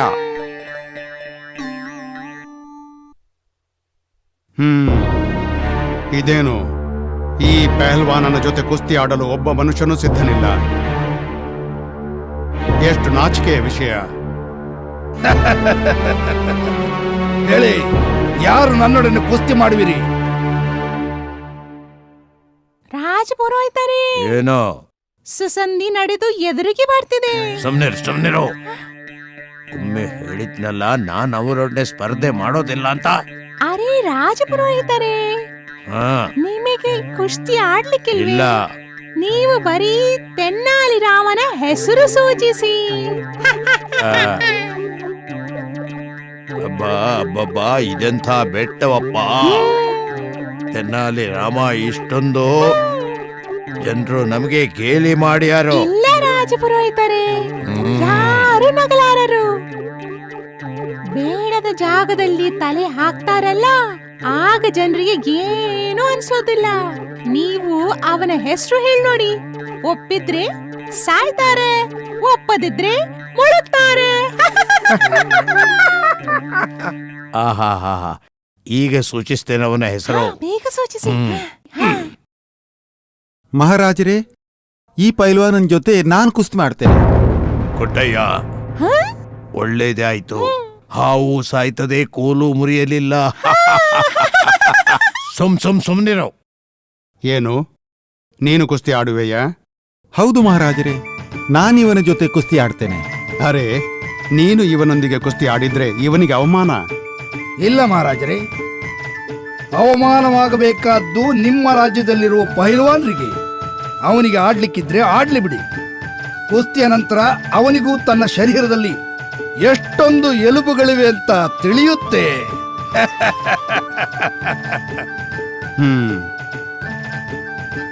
ಸರಿ, ನೀನು ಕುಸ್ತಿ ಆಡು ತೆನಾಲಿರಾಮ. ಮಹಾರಾಜರೇ, ನಾನಿವನ್ ಜೊತೆ ಕುಸ್ತಿ ಆಡುವೆ. ಆದ್ರೆ ತಯಾರಿ ಮಾಡಿಕೊಳ್ಳು ನನಗೆ 3 ದಿನಗಳ ಸಮಯ ಬೇಕು. ಅರೆ 3 ದಿನಗಳ ಯಾಕೆ, 30 ದಿನಗಳ ನಂತರವೂ ನೀನು ಮೈದಾನಕ್ಕಿಳಿದ್ರೆ ಅದೇ ಹೆಚ್ಚು.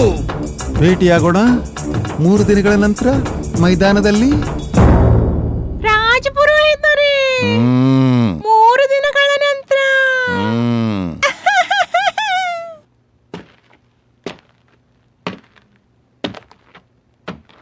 ಮಹಾರಾಜರೇ, ನೀವು ಯಾಕೆ ಹೀಗೆ ಚಿಂತಿಸುವಿರಿ?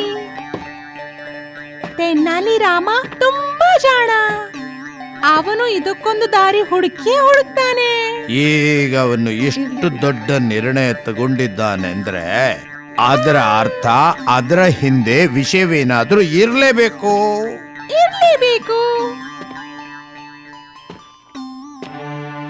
ಅದೇ ಅರ್ಥವಾಗ್ತಿಲ್ಲ. ತೆನ್ನಾಲಿರಾಮ ಯಾವ ಶಕ್ತಿಯಿಂದ ಪ್ರತಾಪ ಸಿಂಗನ ಜೊತೆ ಕುಸ್ತಿ ಆಡ್ತಾನೆ?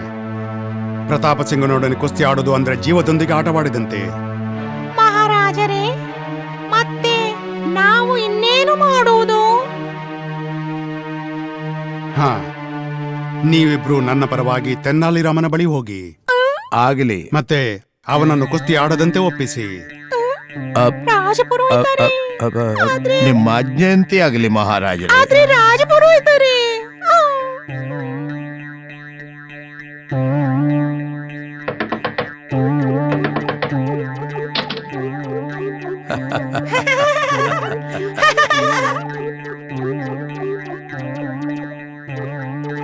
ಸುಮ್ಮನೆರೋ.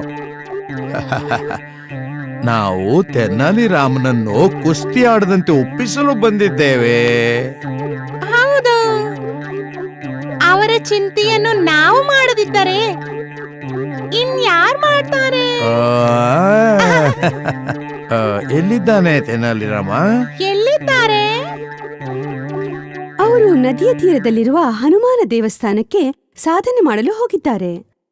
3 ದಿನ ಅವರ ಅನುಷ್ಠಾನ ನಡೆಯುತ್ತೆ. ಅವರು ಹನುಮಾನನನ್ನು ಪ್ರಸನ್ನಗೊಳಿಸುವರು, ಪ್ರಚಂಡ ಶಕ್ತಿಯನ್ನು ಪ್ರಾಪ್ತಗೊಳಿಸುವರು.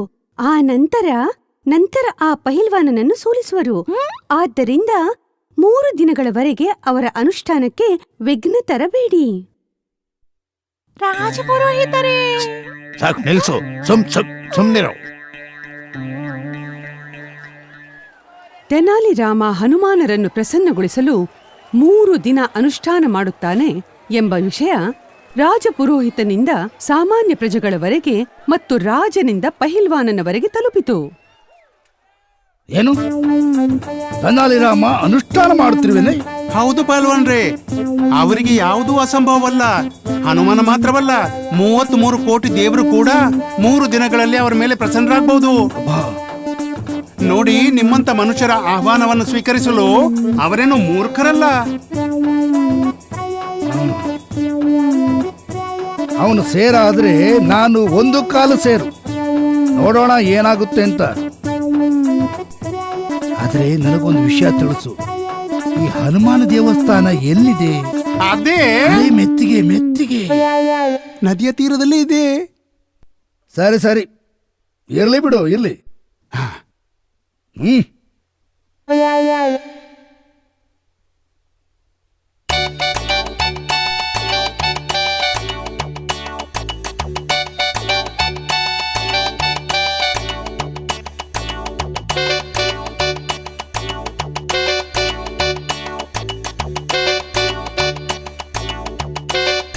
ತೆನ್ನಾಲಿರಾಮರೇ, ನೀವು ಊಹಿಸಿದಂತೆಯೇ ಆಯ್ತು. ಆ ಪೆಹಲ್ವಾನ ಈ ಕಡೆನೇ ಬರ್ತಾ ಇದ್ದಾನೆ. ಸರಿ, ಬರ್ಲಿ ಬಿಡು. ಈಗ ನಾನು ಹೇಳ್ದಂತೆನೇ ಮಾಡು. ಹಾ, ಹಾಗೇನ್ ಮಾಡ್ತೀನಿ.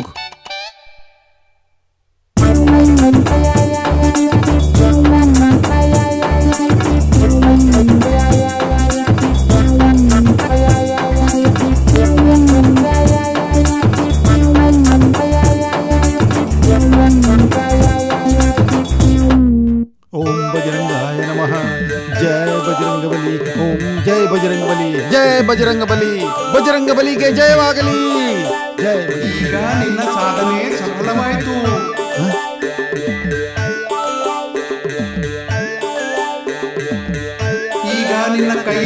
ರಾಜು, ಇದ್ ತಗೋ, ಈ ಪೇಡಾವನ್ನು ತಿನ್ನು. ಇದರಿಂದ ನಿನಗೆ ಪ್ರಚಂಡ ಶಕ್ತಿ ಪ್ರಾಪ್ತಿಯಾಗಿ ಬೆಟ್ಟದಂತೆ ಕಾಣೋ ಪಹಲ್ವಾನ ನಿನ್ನ ಒಂದೇ ಮುಷ್ಟಿ ಪ್ರಹಾರದಿಂದ ಮಣ್ಣು ಪಾಲಾಗ್ತಾನೆ. ಅಯ್ಯೋ ಓ ದೇವ್ರೆ, ನಾನು ಏನು ಮಾಡಲಿ ಏನು?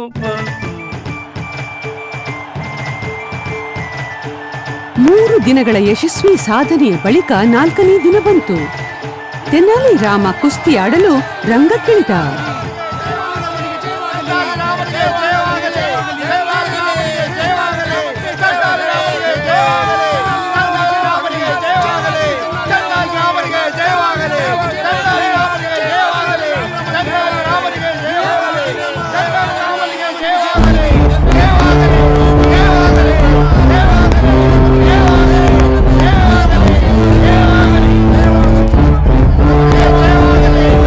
ತಡೀರಿ, ಮಹಾರಾಜರು ಆಗಮಿಸುತ್ತಿದ್ದಾರೆ. ಮಹಾರಾಜರು ಬಂದರು ಸರಿರಿ.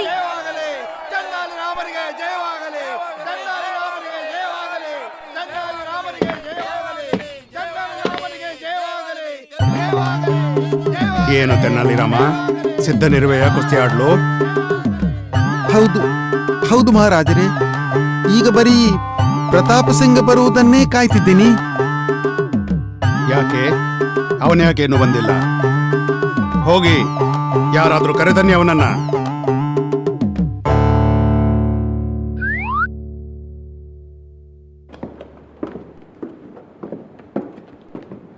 ಮಹಾರಾಜರೇ,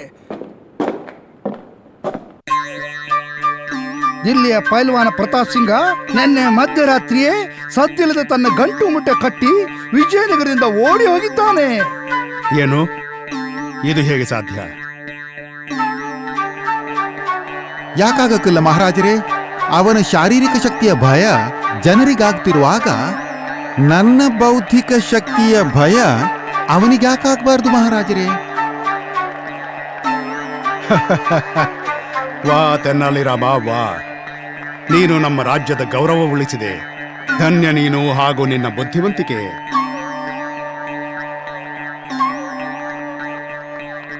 ರಾಜಪುರೋಹಿತರೇ, ಸುಮ್ಮನಿರೋ.